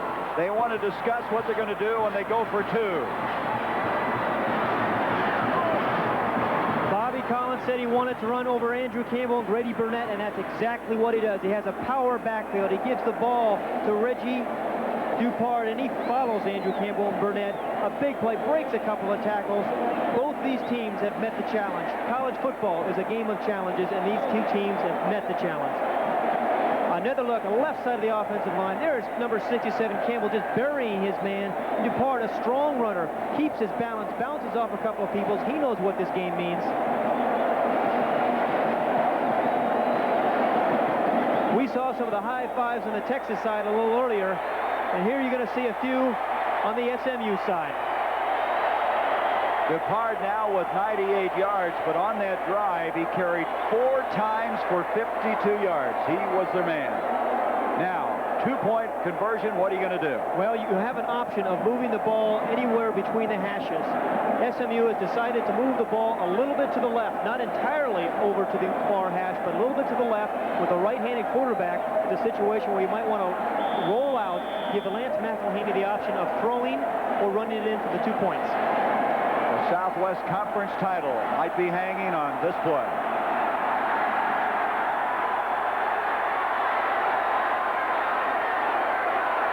Depard in motion, McElhaney, and Texas leads it by 1. That was Jerry Gray again, but what really caused it, that was a penetration on McElhaney. You're absolutely right. And Eric Hawley and Lance McElhaney were going after it right there, after the play. Take a look. They put Dupard in motion. This is exactly what they wanted to do. They wanted to put Lance out on the corner with the option of running or throwing, but he really didn't have a chance to run because of so much penetration.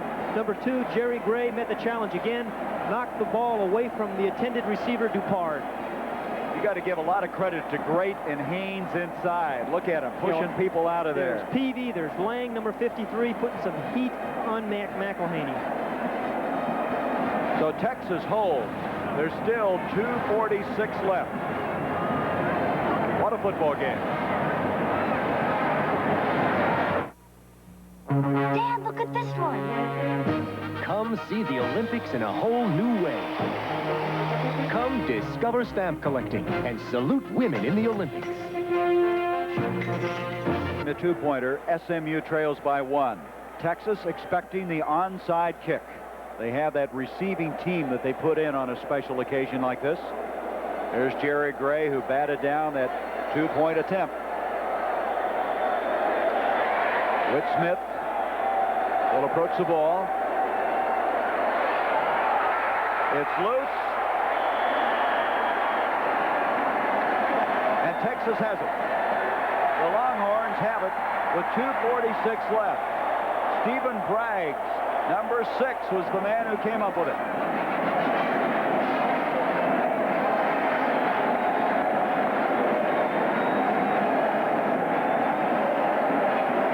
Well, this is a bitter rivalry, and this type of game just adds more fuel to that. They've had a tremendous series over the last 4 or 5 years, haven't they? Look at the traditions, the teams, the heritage. And Texas ranked number 2 with a 1-point lead now.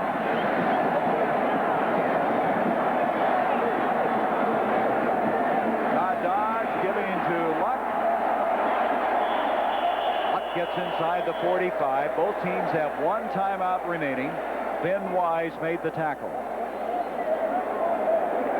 Texas will just try to kill as much time as possible. 2:30 now left.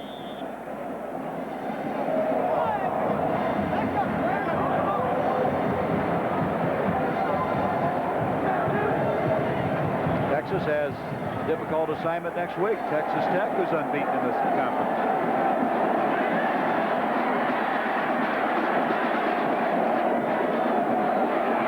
Luck again on 2nd down and 6, and he's going to be short of the 1st down. It'll bring up 3rd down.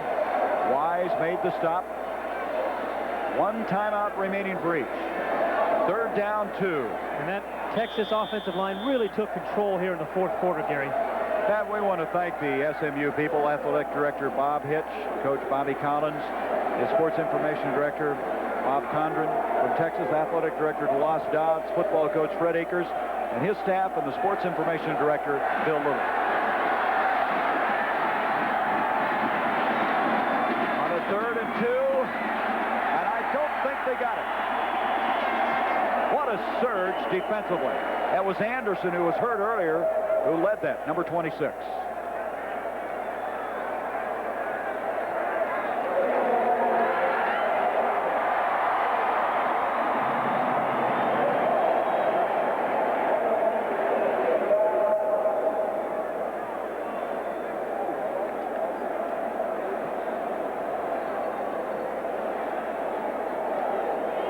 Well, looking ahead, as we have the penalty now against Texas, bringing up 4th down. Next week, we'll be in Champaign, Illinois. Michigan against Illinois, both of them unbeaten in the Big Ten. That will be coast-to-coast coverage. That'll start at 12 o'clock Eastern, and also we're going to feature Bo Schembechler, the coach of Michigan. We're going to follow him around as he prepares for that battle against the Fighting Illini. Better not follow him too closely.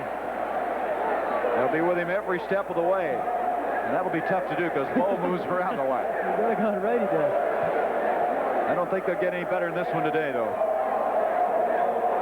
But that game now shapes up as the battle to take over 1st place in the Big Ten. We're going to have a delay of game now against Texas. So they had a 4th down 1.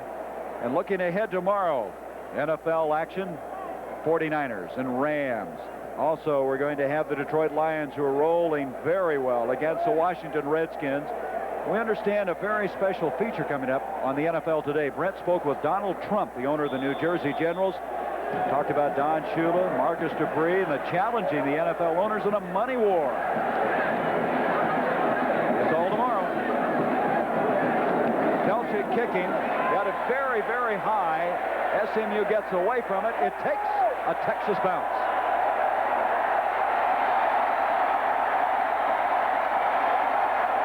They're milking that for all they can get. Oh, my. What a job by Telchik. And it stopped dead. And so SMU is 95 yards away with 1:07.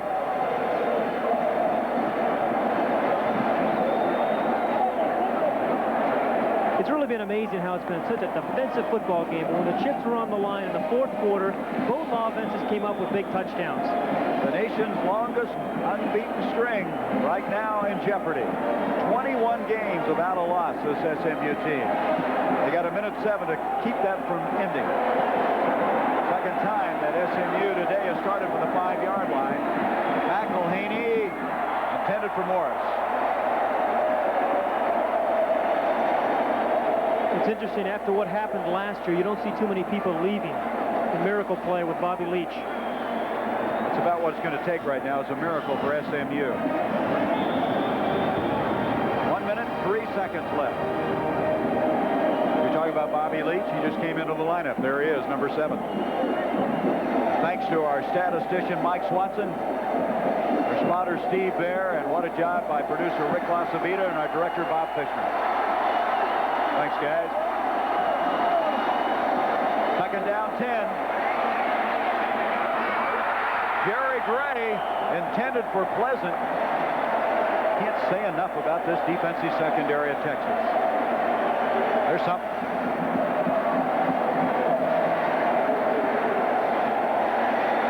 That stops the clock with 58 seconds. Third down. Holden will bring the play in from his tight end position.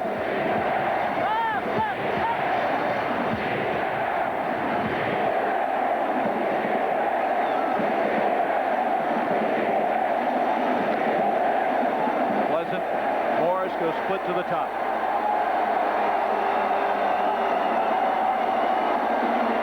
Big pressure on McElhaney, sacked for the safety. Ed Williams.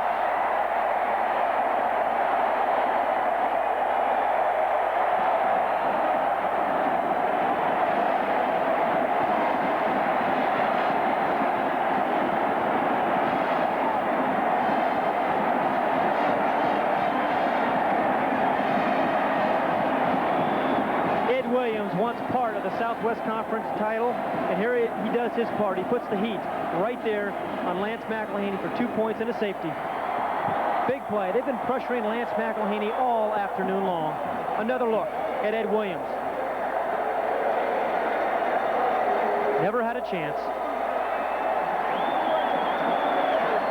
Interesting story that develops here as you look back at last season for SMU, Pat.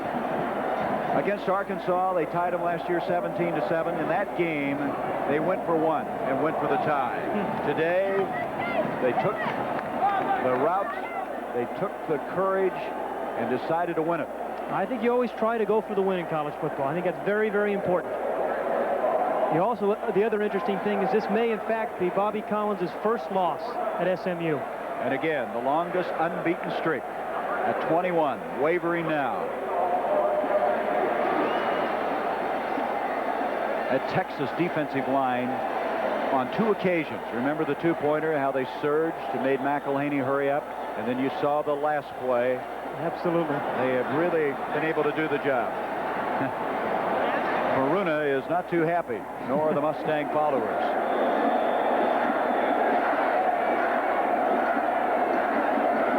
Onside attempt.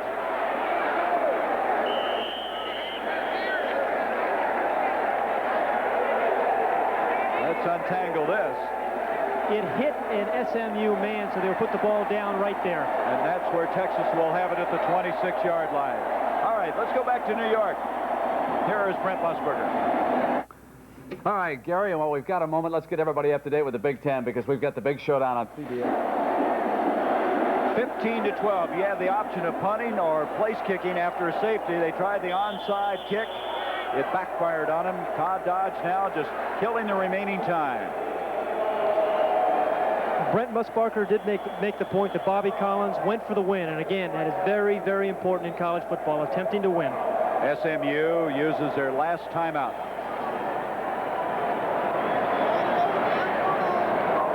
Okay, we're going to go back to Brent, update some more information in NCAA football.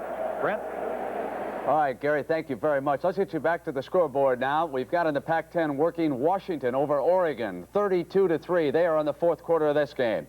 BYU over San Diego State, 33-12. They are in the 4th there. Again, these are our partials. Stanford has come from behind over Arizona. What a shocker that would be. 24-20. And California all over UCLA, 16-7. They are in the 4th quarter of that game. And the Air Force beats Utah, 33-31. A wild shootout in the WAC. Wyoming over Colgate, 49-29. What's Colgate doing out there in Laramie on a Saturday afternoon? And Weber State losing big to Nevada, Reno in the Big Sky, 41-3. And finally, also out west, Montana losing to Idaho 28-24. Let's go back to Gary and Pat. Disappointed SMU. Texas, who's won 3 national championships, taking a big stride forward here today for what they hope is their 4th. The last one they won was in 1970. Bobby Collins and the Mustangs have no timeouts remaining. And the people that came here today saw quite a football game. The Chevrolet most valuable players for SMU. Defensive back Russell Carter. What a game he played. He had 2 interceptions. And for the University of Texas, the defense. How could you not give it to him? A check in the amount of $1,000 will be donated by Chevrolet to each college general scholarship fund to further assist students in all chosen academic fields. Texas remains unbeaten. The second-ranked Longhorns have the inside track to the Cotton Bowl.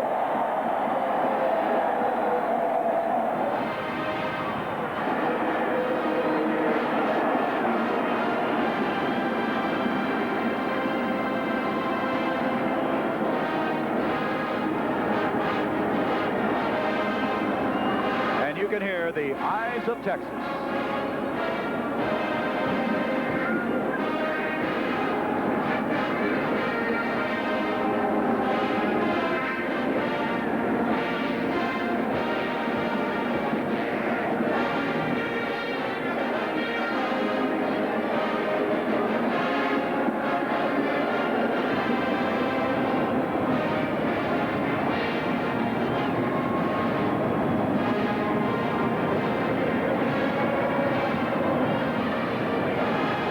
Back with the highlights of this game. Texas SMU is an exclusive presentation of CBS Sports. We'll return with more coverage after this word from your local station. This is CBS. Hello, I'm Johnny Cash. Here to tell you just how good Acme boots really are. In the 4th quarter, dominating the line of scrimmage, and then Bill Boy Bryant beating the defender, Fred Nichols, number 25, for the touchdown. Again, Texas in this series was in more 3rd and 1, 3rd and 2s than any other point in the football game, right when they needed it, when the Southwest Conference Championship was on the line. That was a 62-yard drive culminated in that, but then SMU, who couldn't get their offense rolling, all of a sudden started their move. Here it is in short yardage. They wanted to go over the left side. Bobby Collins told us he would, and that's exactly what he did. Following the left guard, Andrew Campbell's block, Reggie Dupard shows some of his strength, bounces people, and into the end zone. Then it was decision time. They trailed by 1. Well, we're going to take another look at this and then show it. One more look at the left side of the line as Reggie Dupard takes a dash into the end zone, and what he hoped at the time, a part of the Southwest Conference crowned. And now it was decision time. Would they settle for a tie or go for 2? There seemed to be no hesitation. They went for 2. And the courage of Bobby Collins, as Brent mentioned, as you mentioned, a year ago, they went for the tie against Arkansas, but here they went for the win, the 2-point conversion. And the courage of the Texas defense, they responded. It was courage. Some men were out there playing this football game today, and second-ranked Texas is unbeaten. We'll be back in a moment.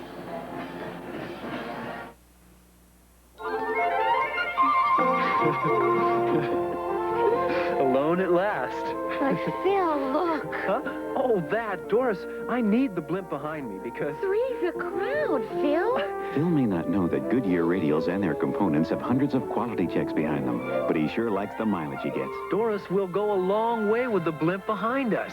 Get the blimp behind you. Come up to Goodyear. I should have married Stanley. He just has a dog. I'd sure like...